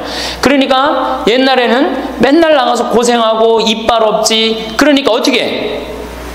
그러니까 빨리 죽는 거예요. 근데 요즘은 건강식품 먹지, 운동하지, 헬스하지, 수영하지. 이게요, 이래서 얼마나 오래 사는지 몰라. 저 뒤에 계신 분들, 지금 40대, 50대 되신 분들 손 들어보세요. 40대, 50대 되신 분들, 여러분들은 120살까지 살아. 120. 정말이에요. 여러분들은 120살까지 삽니다. 그러면 여러분들 지금 몇 년 남은 거야? 70년 남은 분들 많아요, 지금. 지금 자식이 문제가 아니라 누가 문제예요? 여러분들이 문제예요, 지금. 자식 걱정할 때가 아니에요, 지금. 70년이면 작은 시간이에요? 70년이면 엄청나게 긴 시간이에요. 이 70년 동안 뭐하고 살 거냐? 이거 진짜 고민해야 돼요. 이렇게 오래 살 줄 모르고 노년에 대한 준비 안 하신 분들이, 이 노년에 대한 준비를 하신 분들은 과연 몇이나 되고, 노년을 준비 안 하신 분들은 얼마나 될까? 내가 보기엔 노년 제대로 준비한 사람들 10%도 안 돼요. 우리는 노년을 어떻게 준비하면 된다고 생각했어? 자식 하나 잘 키우면은 노년 준비 잘한다고 생각하고 있는 거예요. 근데 우리나라가 이 자식 교육에 맹목적이죠. 맹목적입니다. 이 세계에서 자식한테 이렇게 맹목적인 나라 없어요, 세계에서. 그러면은 우리 할머니들, 할아버지들이 왜 자식 교육을 맹목적으로 시켰느냐? 1900년도에 조선이 무너져 버려요. 그렇죠? 1900년도에 조선이 무너져 버려요. 그럼 조선 무너지기 전에 500년 동안 양반 상놈이 있었어. 그러니까 양반하고 상놈이 있었는데, 여기 계신 분들 뭐 다 지금 족보 있다고 그러죠? 나도 사실은 우리 집 족보 있다고 그러지만은 이게 얼마나 믿어야 될지 몰라. 왜냐하면은 조선시대 양반이 10%밖에 안 됐어요. 100명 중에 10명만 양반이었어요. 충청도가 10%, 경상도는 4%밖에 안 됐어요. 그러면 90%는 다 뭐야? 상민이야, 상민. 노예든 노비든 뭐 백정이든 전부 다 서름 받고 살았어요. 옛날에 노비가 얼마나 서름을 받고 살았느냐 하면은, 말을 타고 지나가다가도 양반 집을 지나가면은 양반 이 담이 시작되는 곳에서 말에서 내려야 돼요. 말 타고 양반 못 지나가요. 그러면은 말 타고 말을 끌고 가다가 양반 담이 끝나는 데서 다시 타고 갔어요. 만약에 그냥 말 타고 지나가다가 걸리면은 멍석마리로 맞았어요. 그러니까 그냥 수백 년 동안 서러웠던 게 1900년대 순식간에 무너져 버렸어. 양반, 상놈, 계급이 무너져 버렸단 말이야. 이제 뭐만 하면 출세할 수 있어? 공부만 하면 출세할 수 있었던 거예요. 공부만. 그러니까 그냥 공부만 하면 판검사 되면 모든 게 이제 내 원한, 그동안 수백 년 동안 쌓였던 원한 한을 다 풀 수 있다. 그래갖고 이제 나는 못 먹어도 논 팔고 소 팔고 정말 나 먹고 싶은 거 쓰고 싶은 거 못하는 한 있어도 누구는 교육시켜? 자식은 교육시키겠다, 이거. 자식은. 그러니까 그냥 있는 돈 없는 돈 팔아서 마련해 갖고 여러분들 어떻게 했어요? 자식 공부를 시킨 게 바로 여러분들 세대예요. 여러분들이 정말로 내가 이렇게 오래 살 줄 모르고 자식 하나 출세시켜 갖고 그동안 수백 년 동안 서름을 다 날려버리겠다. 그래 갖고 우리나라가 교육률이 세계에서 최고로 높았던 거예요. 근데 지금 젊은 사람들은 왜 그러는지도 모르고 지금은 무조건 그 전통을 이어받아 갖고 자식한테 미쳐서 교육을 시키는 거고, 지금 젊은 사람 30대 40대는 할머니 할아버지들 세대는 그 서름을 날려버리고 싶어서 자식을 교육을 시켰던 거예요. 그렇게 이렇게 있는 돈 없는 돈 다 들여갖고 자식을 출세를 시켰어. 출세를 시키면 호강할 줄 알았는데 자식이 출세하면은 호강합니까 안 합니까? 제가 이제까지 사목 경험에 의하면은 출세한 자식일수록 부모를 더 안 모십니다. 출세한 자식일수록. 부모가 서울대학 뭐 연고대 정말 대학 졸업시켜갖고 내가 출세를 했어요. 그래갖고 집에 비데가 있어. 비데. 화장실에 가면 물 나오는 거 있죠? 비데도 있고 이태리 대리석도 있고. 집은 삐까번쩍하게 기가 막히게 했는데 늙은 우리 무식한 엄마는, 무식한 아버지는 그 집에 어울려요, 안 어울려요? 안 어울리잖아요. 그 집에 안 어울리는 거예요. 그러니까 안 어울리고 빨리 죽으면 차라리 다행인데 이게 안 어울리면서 죽지도 않고 그냥 그 집에서 귀신같이 왔다 갔다 한단 말이에요. 그러니까 자꾸 눈에 밟히는 거예요. 내가 평택에 있을 때 비닐하우스에서 사는 집이에요. 아 근데 이 집에 할머니 한 분이 사는데 파출부가 와서 밥을 해주는 거예요. 파출부가 밥 해주고 빨래 해주고 할머니 뒷바라지를 다 해주는 거예요. 그리고 집에 갈 때는 바깥에서 문을 잠고 가는 거예요. 신기한 거예요. 어떻게 저런 일이 벌어지느냐. 또 봉송체도, 성당 다녀고 봉송체도 하고. 알고 봤더니 아들이 서울에서 100억대 재산가야. 집은 정말 으리으리한 집이야. 근데 그 무식한 할머니가 그 집에 어울려요, 안 어울려요? 안 어울리는 거야. 그러니까 이건 그래도 그 자식이 양심은 있어갖고 엄마는 내다버릴 수는 없고, 그러니까 서울에서 평택에다가 비닐하우스를 줘갖고 파출부 하나 있어. 거기다 갖다 놓고 그냥 내다버릴 수는 없고 어떻게 그냥 그렇게 모시는 거예요. 그랬더니 내가 어느 노인대학에 오신 분들한테 이 강의를 했더니 할머니 한 분이 그런 얘기를 안 버린 게 다행이다 그런 거예요. 그걸로 만족하는 거야. 안 버림을 당하는 것만 해도 다행이라고 그러는 거예요. 이게 기가 막힌 정말로 시대에 우리가 살고 있죠. 여기 우리 할머니 할아버지들 내 자식이, 특히 아들 자식, 내가 이 아들에 대한 아주 그 혐오감이 있는데, 아들 자식 출세시키면은 내가 호황할 것 같죠? 가만히 생각해봐요. 아들을 기가 막히게 잘 키워서 서울대학 나왔어. 의사가 됐어. 판검사가 됐어. 그러면은 어떤 할머니가 그래요. 아들 자식 잘 키우면 잘 키울수록 여우 같은 년이 나타나서 낚아채 간다는 거예요.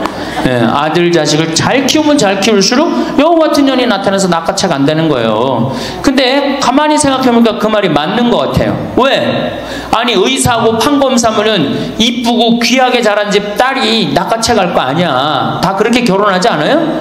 그럼 그걸 어떻게 해? 그냥 자식 뺏기는 거예요. 그래서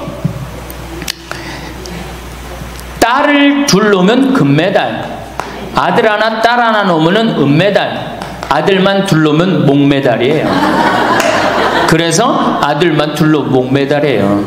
여기 얼마 전에 굉장히 재미난 통계가 나왔어요. 아들은 늙은 부모를 54% 구박한대요. 아들은 늙은 부모를, 며느리가 14% 구박한대요. 딸이 11% 구박한대요. 그러니까 아들 하나 딸 하나 있으면 늙어서 구박을 얼마나 받아? 55% 구박 받는 거야. 그렇죠? 근데 아들만 둘이면 어떻게 되는 거야?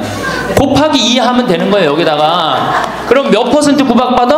108% 구박 받는 거예요. 그러니까 아들 있다고 좋아하는 시대는 끝났다. 아들 있다고 좋아하는 시대는. 그리고 잘 키운 아들일수록 누가 나타나서 낚아채 간다?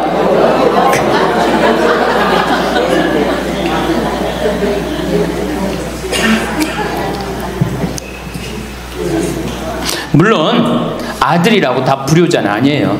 물론 제가 이렇게 목욕탕에 이렇게 가보면은요, 정말 기가 막힌 아들을 많이 봐요. 80, 90된 아버지를 60된 아들이 모시고 와갖고 때 밀어드리고, 그 다음에 온탕에 들어갈 때도 손 한번 대보고 아버지 여기 괜찮다고 그러고, 끝나면 또 온몸에 로션 다 발라주고 이 옷 입혀가는 그런 자식들 참 많이 봐요.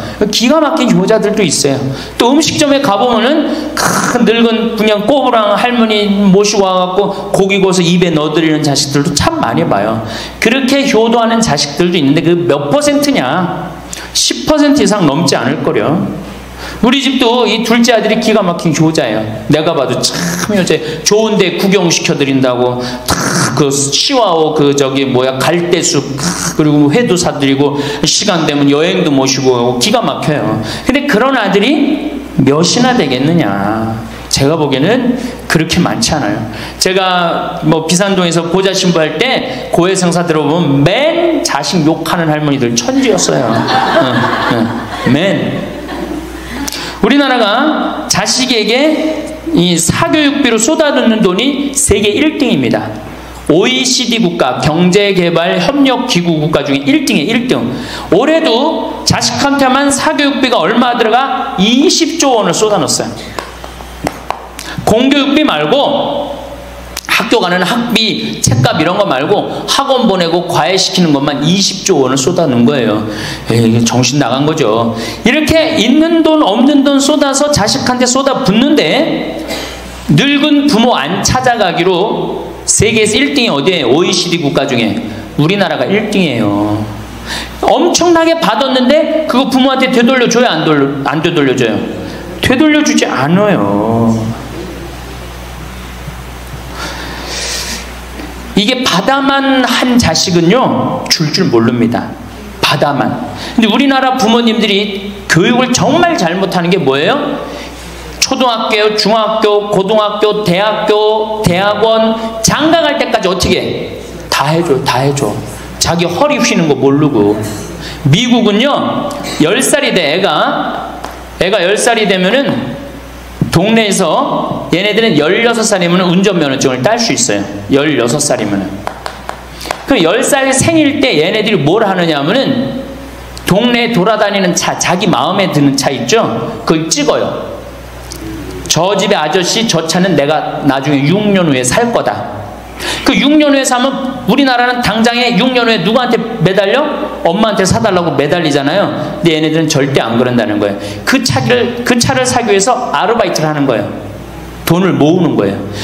이 미국의 대학생들은 아르바이트를 36% 하는데 우리나라 대학생들은 아르바이트를 5%밖에 안 해요. 그러니까 얘네들 6년 동안 돈을 모으는 거예요. 그러면은 자기가 그 차를 찍으면 그 차 주인은 알고 있어요. 저 아이가 내 차를 살라고 찍어놓은 거다. 그럼 6년이 지나면 차가 꼬물될 것 같아? 안 꼬물될 것 같아? 꼬물되죠? 그래도 절대 안 판다는 거예요. 왜냐하면 찍어놓은 아이가 있으니까. 그래갖고 6년이 지나면은 걔가 6년 동안 모아둔 돈이 얼마나 되겠어.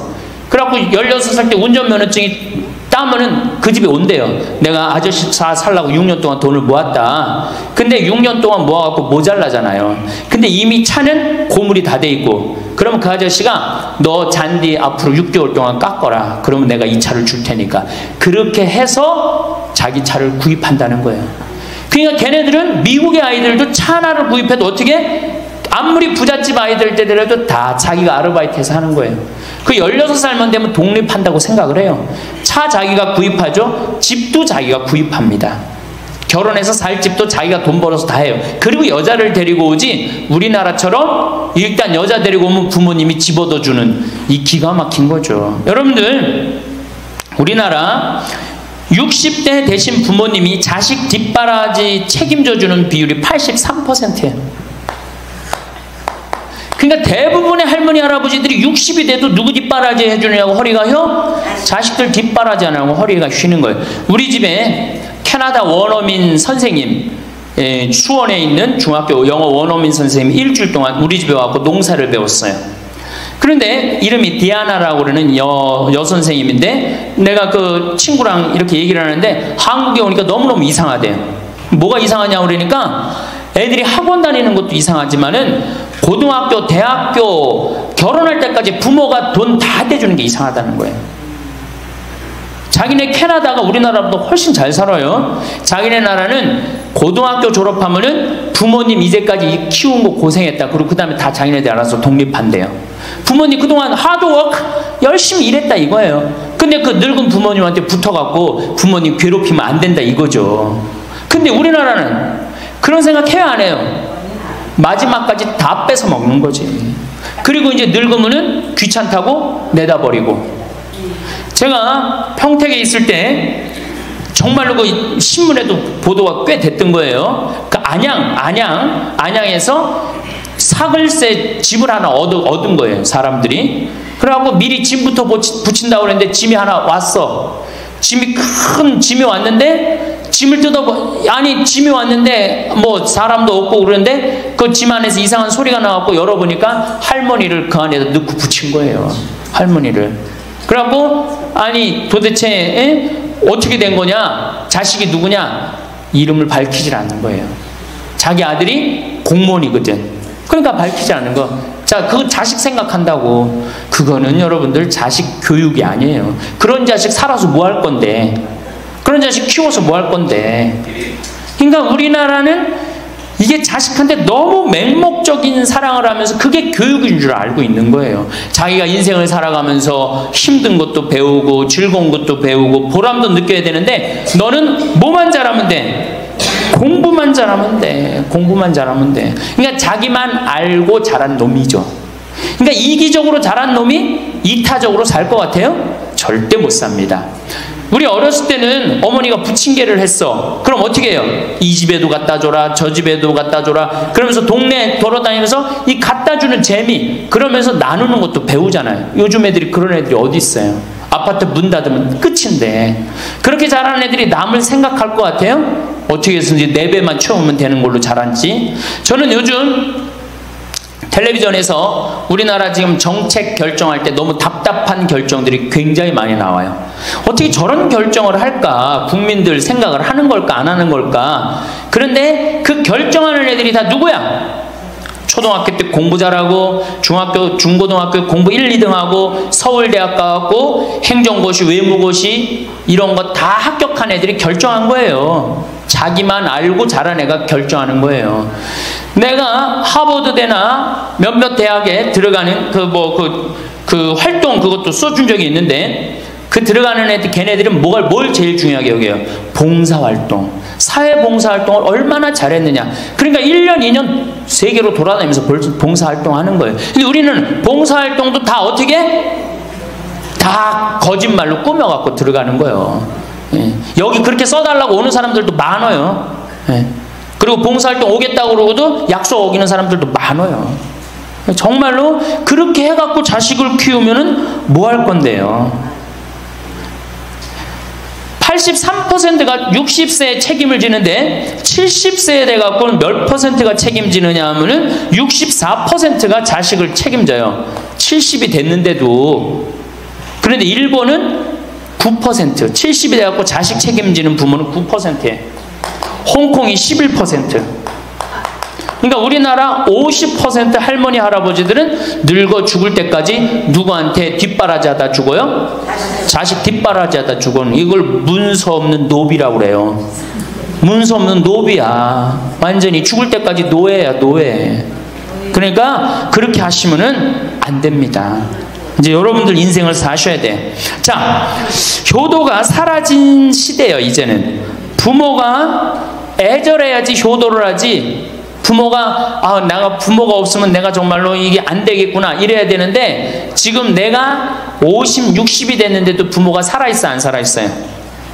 50, 60이 돼도 부모가 살아있어요. 내 몸 하나 건사하기 힘든데 누구까지 책임져? 80, 90된 어제 여기 어제 성당에서 교육을 받으러 왔는데 자기 부모 살아있는 분 손들어 보니까 많더라고요. 몇 살이냐니까 100살이래. 100살. 그래갖고 자식들이 어떻게 됐냐고 그러니까 자식들이 먼저 죽었대요. 너무 오래 살으니까 자식 앞세우는 할머니들도 굉장히 많아요. 100살. 100살이래요. 요즘 90 넘는 거는 아주 쉬운 일이에요. 웬만해야지 효도할 거 아니야. 먼저 죽는데, 모시다가 먼저 죽는데. 조선시대만 하더라도 부모님을 그저 10년만 정성스럽게 모시면 부모님이 알아서 돌아가 주셨어요. 알아서 돌아가 주셨어요. 그런데 요즘 부모님들은 20년을 모셔도 30년을 모셔도 돌아갈 생각을 안 하는 거예요. 100살을 산다면 거의 50년을 모셔야 되는 거예요. 그러니까 자식들이 부모 모시다 지치는 거예요. 자식들이 부모 모시다 지치는 거예요. 긴 병에 효자 없다는 말뿐만 아니라 오래 사시는 늙은 부모님한테도 효자 없게 되어 있습니다. 생각해 보십시오. 내 나이가 70이 다 됐는데도 내 몸 하나 건사하기도 힘든데 100살 된 부모님 모시는 거 쉬운 일이 아닌 거예요. 제일 좋은 건 뭐예요? 내가 늙어 죽을 때까지 자식한테 의지하지 않고 살다가 돌아가실 때는 꼴까닥 죽어버리는 거야, 돌아가실 때는. 그러니까 지금 자식하고 같이 붙어서 산다 이런 생각 꿈도 꾸지 마시고 그냥 나 혼자 살다가 어떻게 죽을 때 꼴까닥 죽으면 되는 거. 죽을 때 신부님, 그래도 자식이 내 임종은 봐야 되지 않느냐. 임종은요, 부모님 조선시대에 또 그 전에 한 평균 연령 37세 40세 때 자기 부모님 돌아가시는 거 못 보면 한이 됐어요. 그렇죠? 근데 지금 임종 볼 필요 없어요. 볼 만큼 봤어. 아주 지겹게 봤어. 뭐 임종까지 봐요. 그냥 주무시다가 꼴까닥 돌아가시는 게 제일 좋으신 거예요. 이 꼴까닥 돌아가시는 방법은 내가 이제 네 번째 시간에 알려드리도록 하겠습니다. 신부님, 어떻게 꼴까닥 돌아가는 방법이 있습니까? 방법이 있어요. 꼴까닥 죽는 방법이 있어요. 우리 옛날에 뭐라 그래? 요즘 뭐라 그래? 9988이라고 그러죠? 99세까지 팔팔하게 살아라. 이 방법이 있어요. 이건 제가 이제 말씀을 드릴 거예요. 환갑, 진갑 다 찾아 먹네. 그러면 진짜 오래 살았다는 얘기죠. 환갑은 몇 살 때 환갑 잔치를 해요? 60에 하죠. 그 다음에 진갑은 61. 진짜 오래 살았다고 그래서 진갑이야. 61만 살아도 진짜 오래 살아. 근데 요즘은 고희 70, 그렇죠? 그 다음에 희수 77, 미수 88, 백수 99. 이거 잔치하는 사람들 천치예요, 천치. 자식 하나 대학 졸업시키는데 드는 돈이 약 3억 정도 들어가요. 3억. 내 자식 둘을 졸업시켰다. 그럼 얼마가 들어가? 6억이 들어가. 6억. 셋을 졸업시켰다. 9억이 들어가. 9억. 그럼 늙어서 내가 정말로 풍요롭게 쓰는데 돈이 얼마 정도면 필요하냐면 5억에서 10억 정도예요. 그러니까 내가 자식 대학만 안 보내면 어떻게? 내가 풍요롭게 쓸 수 있는 거예요. 저 뒤에 계신 젊은 분들 대학 보낼 생각하지 마세요. 여러분들, 우리나라가 고등학교 졸업해갖고 대학교 들어가는 게 83%가 고등학교 졸업하는 아이들이 대학 가요. 우리나라보다 훨씬 잘 사는 일본이 고등학교 졸업하고 대학 얼마 들어가? 50% 들어가요. 그 다음 유럽이 대학 졸업하고 30% 들어가요. 우리나라는 고등학교 졸업하면 아무나 진짜 공부하기 싫은 놈이나 꼴통이나 문제 일으키는 놈 아니면 다 대학 가는 거야. 다 대학 가요. 일본은 할 만한 놈만 가는 거예요. 일본은.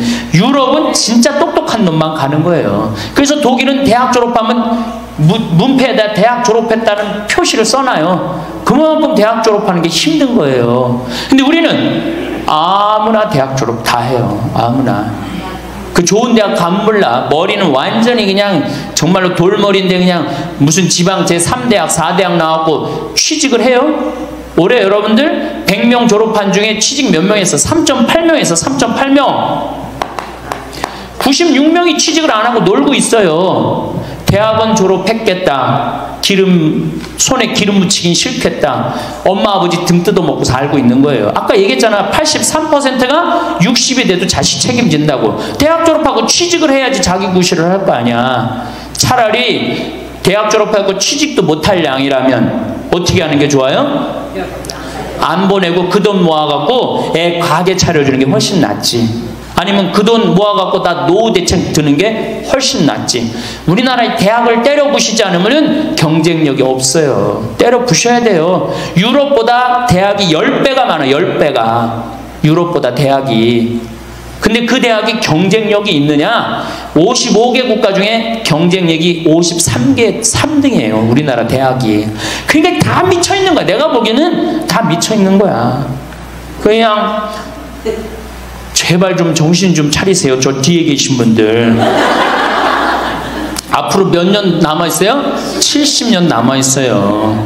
있는 돈 없는 돈 자식한테 쏟아낼 게 아니에요. 우리 할머니 할아버지들 자식 걱정해서 자식들한테 잔소리한들 자식들이 귀담아 듣습니까? 챙겨나면 귀담아 들어야 안 들어요? 뭐 한다고 그래? 노망 떤다 그러지. 우리 엄마 아는 것도 없고 무식한데 웬 챙겨를 이렇게 하느냐고 엄마나 잘하라고 그러고 구박하죠. 그러니까 지금 우리 할머니 할아버지들도 자식 걱정할 때가 아니야. 이제는 누구 걱정해? 내 남은 여생을 어떻게 의미 있고 행복하게 지낼 것이냐, 그거 하나. 나 자식한테 부담 안 주고 내 속 썩이는 거, 나 하나 속 안 썩이고 나 혼자 행복하게 사는 게 진짜 그 좋은 거예요. 제가 외국 여행 다녀보니까 선진국에서 돈 쓰는 사람들은 다 할머니 할아버지들이에요. 백화점에서 양장 사 입고 양복 사 입는 분들 다 누구야? 할머니 할아버지들이에요. 내가 뭐 프랑스 파리 쌍젤리제 거리, 그 다음에 이탈리아 나보나 광장 이런 데 다 다녀보잖아요. 밤에 누구만 돌아다녀요? 할머니 할아버지들만 돌아다녀요. 거기서 다 팔짱 끼고 나와서 와인 마시고 맥주 한 잔 마시고 그리고 들어가세요. 우리나라 명동 밤거리에 누구만 돌아다녀요? 젊은 애들만 돌아다니죠? 할머니는 그 시간에 뭐해? 뒷방에 쥐처럼 웅크리고 있는 거예요. 정말로. 그래갖고 명동에 나가면 할머니들 할아버지도 구경할 수 없는데 탑골 공원에 가보면 할머니들이 거기서 뭐하고 비둘기하고 놀고 있잖아. 놀아주는 사람도 없으니까 비둘기하고 놀아주고 있는 거예요. 제발 그러지 마시고 가지고 있는 거 쓰고 돌아가세요. 쓰고. 그리고 제발 다니세요.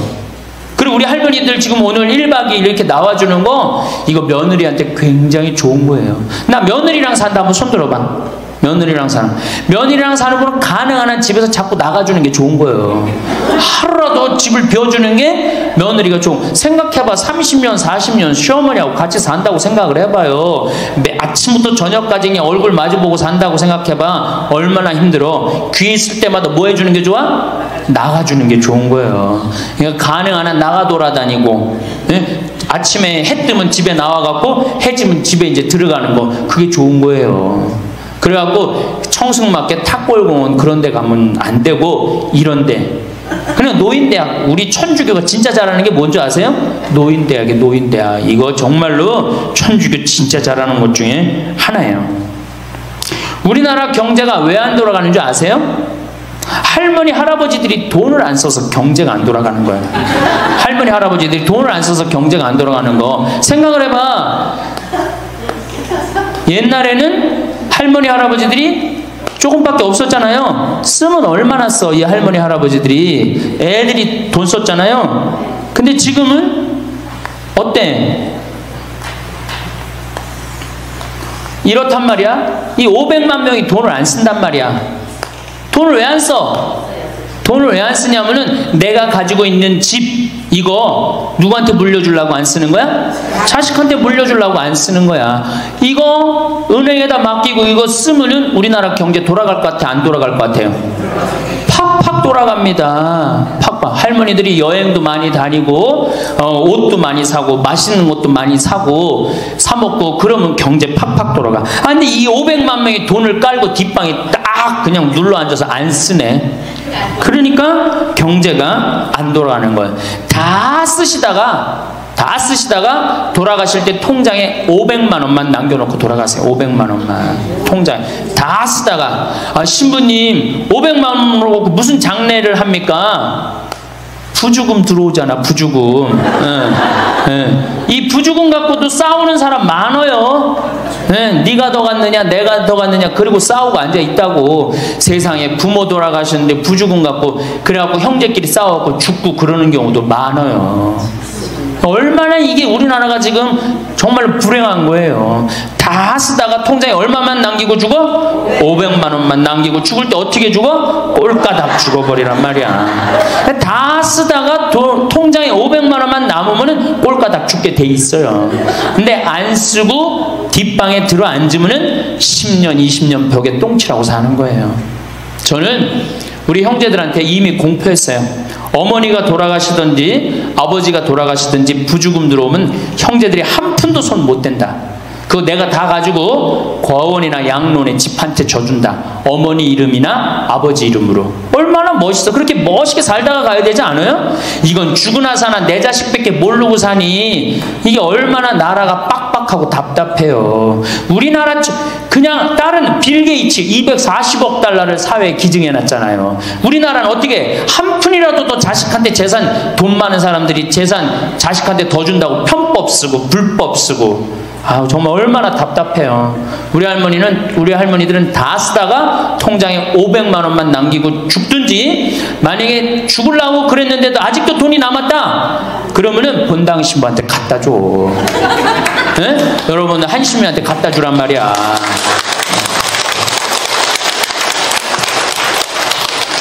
박수 치는 거 보니까 갖다 줄 의사가 있나 본데? 네? 제발 자식한테 주는 게 절대 훌륭하게 사는 게 아니에요. 자식들은 지가 알아서 살고, 나는 마지막에 이제 하느님한테 빌려 썼으니 하느님의 영광을 위해서, 가난하고 어려운 이웃을 위해서 피사하고 가는 거예요. 그렇게 살아야지 우리나라가 복지국가가 되고 선진국가가 되는 거예요. 부자 부모가 돌아가면은 국가 재산의 반은, 본인의 재산의 반은 국가가 갖고 와, 써보지도 못하고, 나머지 반은 네가 더 갖느냐 내가 더 갖느냐 형제끼리 싸워갖고 원수가 돼갖고 서로 만나지도 않아요. 네, 만나지도 않아요. 근데 가난한 집 부모가 돌아가면은 이제 우리 부모 돌아갔으니까 우리밖에 안 남았다, 서로 나눠 가질 것도 없으니까 싸우지도 않고 어떻게 우애가 더 좋아진단 말이에요. 그걸 누가 만들어? 여러분들이 결정하는 거예요. 지금 아까 물어보니까 뭐 4억 5억, 아파트 한 채에 뭐 4억 5억, 야, 그 돈 남겨놓으면 자식이 좋아할 것 같아요? 서로 원수 됩니다. 원수 돼요. 그러니까 다 쓰다 돌아가세요. 냉면 먹고 싶으면 큰아들이 사줄래나, 둘째 아들이 사줄래나, 막내딸이 사줄래나, 여름 내내 기다렸는데 한 놈도 와서 안 사줘. 그거 억울해 안 억울해? 아니, 냉면이 얼마나 한다고? 5,000원이면 사 먹잖아요. 그럼 내 돈 주고 내가 가서 사 먹으면 되는 거를 큰아들이 사줄래나, 둘째 아들이 사줄래나, 막내딸이 사줄래나, 그걸 기다려. 그렇게 청승을 떨고 살아요. 내가 가서 내가 사 먹으면 되는 걸. 근데 평생 나를 위해서 써봤어 안 써봤어? 이젠 써보세요. 나를 위해서 쓰는 연습을 하세요. 그래야지 나라 경제가 돌아가는 거예요. 나무는 뿌리가 썩으면은, 나무는 튼튼. 사람을 딱 봤을 때 유독 눈길이 가는 이들이 있습니다. 화려하게 꾸민 것도 아니고 유명 브랜드를 휘감은 것도 아닌데 뭔가 모르게 품위가 느껴지는 사람들. 우리는 이런 사람을 가리켜 이렇게 말하곤 하죠. 저 사람은 참 귀티가 나. 귀티라는 말, 그건 단순히 얼굴에서 뿜어져 나오는 생김새 이상의 것입니다. 그 사람의 태도, 말투, 몸짓, 그리고 무엇보다도 내면의 단정함이 자연스럽게 겉으로 드러나는 거죠. 부티와는 다릅니다. 부티는 물건으로 드러낼 수 있습니다. 비싼 시계, 명품 가방, 고급 승용차, 그런 것들이 있으면 누구나 부티는 낼 수 있어요. 하지만 귀티는 그렇지 않습니다. 그건 살아온 방식이, 하루하루 쌓아온 선택들이 자연스럽게 빛으로 바뀐 결과물입니다. 얼마 전 지하철에서 한 할머니를 봤습니다. 화장은 거의 하지 않았고 옷차림도 단정했지만 어쩐지 눈을 뗄 수 없게 만드는 기품이 있었습니다. 특별한 말 한마디 하지 않았는데도 그분 옆에 앉은 사람들의 태도까지 조용히 변하는 듯 했습니다. 그 순간 문득 귀티라는 게 무엇일까 생각해 봤습니다. 결국은 자신을 어떻게 대하느냐, 그리고 세상을 어떤 눈으로 바라보느냐에서 시작된다는 걸 조용히 깨닫게 됐죠. 귀티가 흐르는 사람들의 첫 번째 특징은 항상 깔끔하고 단정하게 자신을 가꾼다는 것입니다. 여기서 말하는 단정함은 값비싼 패션이 아닙니다. 그보다는 어울림에 가깝습니다. 옷차림이 상황에 맞고 자신의 체형과 분위기에 맞게 잘 정돈되어 있다는 것. 버스 정류장에서든 병원 대기실에서든 그 자리에 가장 잘 어울리는 모습을 하고 있는 사람. 그건 단순히 옷의 문제가 아닙니다. 어떻게 보여야 하는지를 아는 사람의 태도에서 나오는 것입니다. 귀티 있는 사람은 말합니다. 잘 입는 것보다 어울리게 입는 게 중요하지. 그들은 화려한 장식을 하나 빼고 군더더기 없는 단정한 모습으로 자신을 드러내기보다 자연스럽게 스며들게 합니다. 두 번째 특징은 자세입니다. 어깨를 살짝 펴고 허리를 꼿꼿이 세운 사람은 이미 말없이 자기 인생을 존중하고 있다는 뜻입니다. 특별히 날씬하거나 미인이 아니더라도 자세가 바른 사람은 보기만 해도 기분이 좋아집니다. 당당해 보이고 무언가 자기 삶을 스스로 책임지고 있는 듯한 느낌이 들죠. 반면 구부정한 어깨와 늘어진 허리는 단순히 몸의 피곤함을 넘어서 자기 자신에 대한 기대가 사라졌다는 걸 보여줄 수도 있습니다. 귀티 있는 사람은요, 자기 몸 하나라도 바르게 세우려 노력합니다. 그건 남들에게 보이기 위해서가 아니라 내가 나를 존중하니까 가능한 태도죠. 세 번째는 돈을 쓰는 방식입니다.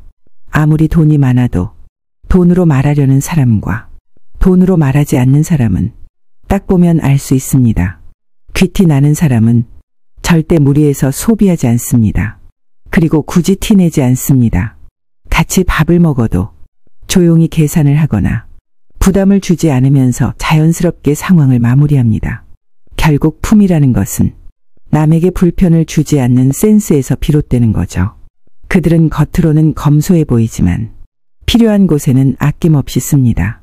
자신의 건강, 부모님을 위한 선물, 좋은 책, 좋은 배움엔 돈을 아끼지 않습니다. 돈을 어떻게 쓰느냐는 결국 그 사람의 삶의 철학을 보여주는 방식입니다. 귀티 있는 사람은 언제나 보이기 위한 돈보다 살아가기 위한 돈을 선택합니다. 네 번째, 말투입니다. 귀티는 말에서도 흐릅니다. 그들은 목소리를 높이지 않습니다. 누군가를 깎아내리며 유쾌해지지 않습니다. 상대방의 말을 자르고 자신의 의견을 밀어붙이지도 않죠. 대화를 하면 마음이 편안하고 말 속에 배려가 배어 있습니다. 죄송하지만 혹시 도와드릴까요? 괜찮으시다면 이런 말들이 익숙한 사람은 상대의 감정을 먼저 생각합니다. 무슨 말을 했느냐보다 어떻게 말했느냐를 아는 사람인 거죠. 마른 사람의 내면을 고스란히 드러냅니다. 그래서 귀티 있는 사람은 말도 조심스럽고 조용한 말 속에 깊은 울림을 남깁니다. 마지막으로 귀티는 마음을 어떻게 다루느냐에서 결정됩니다. 나를 사랑하지 않으면 남을 진심으로 대할 수 없습니다. 스스로를 존중하지 않으면 다른 사람도 나를 함부로 대하게 됩니다. 귀티 있는 사람은 자기 자신에게 따뜻합니다. 자책보다는 성찰을 하고 비교보다는 감사할 줄 알며 스스로를 고마워합니다.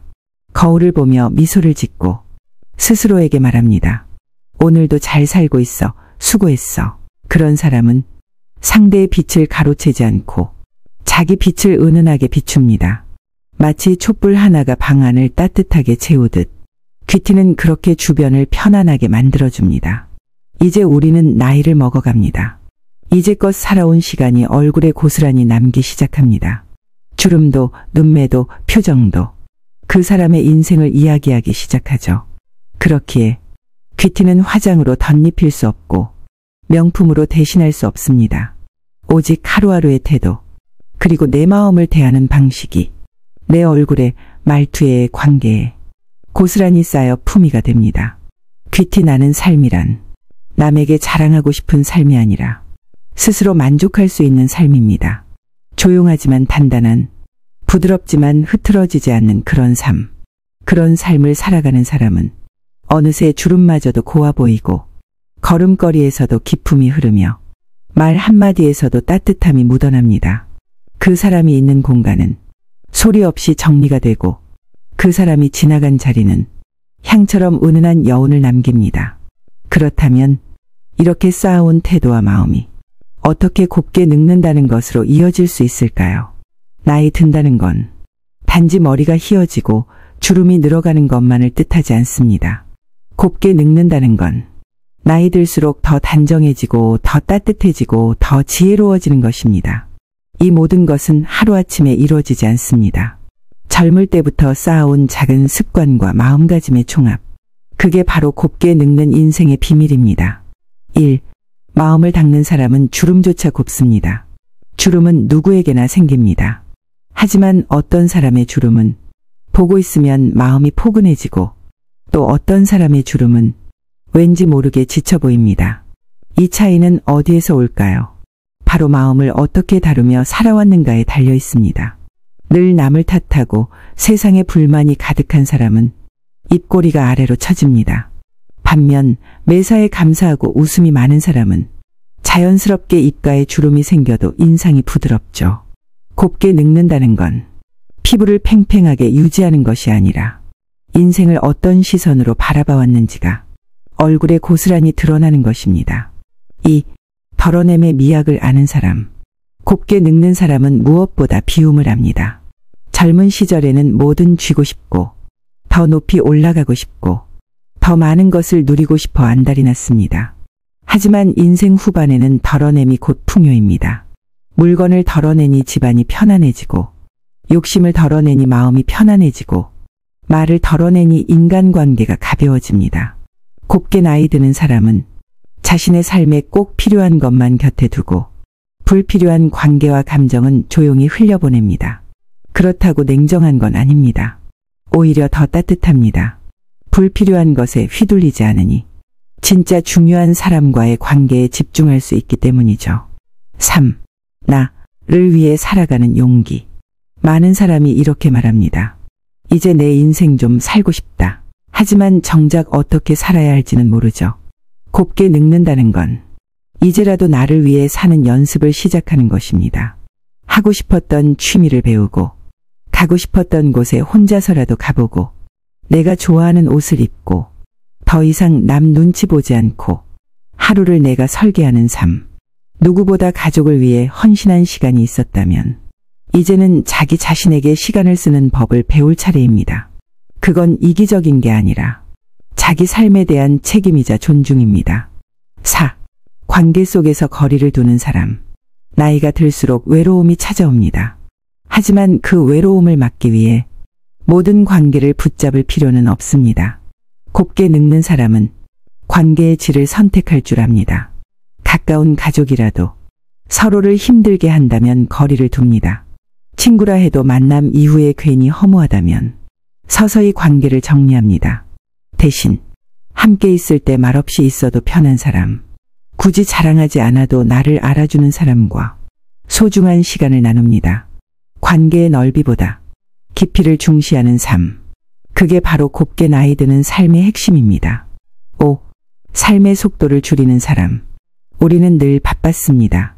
청춘은 앞만 보고 달렸고 중년은 책임에 치이며 숨 가쁘게 살았습니다. 이제는 삶의 속도를 줄일 때입니다. 느긋한 산책, 따뜻한 차 한 잔, 창밖을 바라보며 멍하니 있는 시간. 이런 시간이 주는 평온함이 몸과 마음을 곱게 만들어줍니다. 곱게 늙는 사람은 급할 필요가 없다는 걸 압니다. 누구보다 깊은 내공을 갖고 있기 때문에 서두르지 않아도 스스로 중심을 잡고 있죠. 6.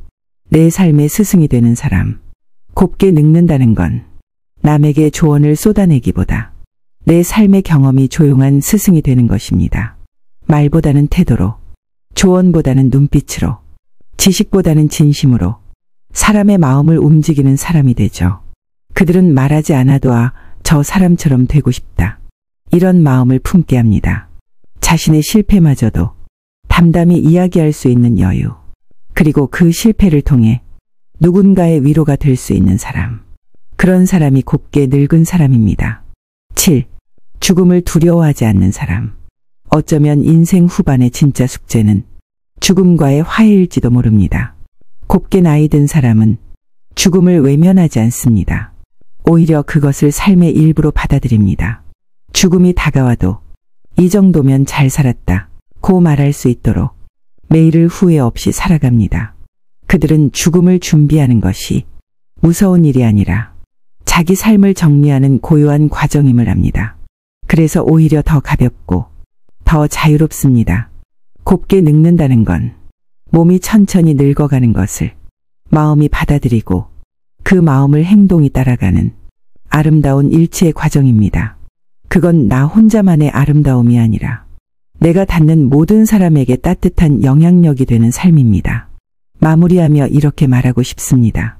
우리는 모두 언젠가는 지나가는 사람이 됩니다. 하지만 그 지나가는 시간이 향기처럼 남을지 먼지처럼 사라질지는 지금부터의 태도에 달려 있습니다. 귀티는 겉이 아니라 마음에 비치고 곱게 늙는다는 건 단지 늙는 것이 아니라 더 단정해지고 더 지혜로워지고 더 여유로워지는 완성의 과정입니다. 그러니 이제부터라도 내 삶의 품위를 더해보세요. 말 한마디에 손짓 하나에 시선과 숨결 하나에까지도 곱게 늙는 당신. 그 자체로 이미 참 아름다운 사람입니다. 감사합니다.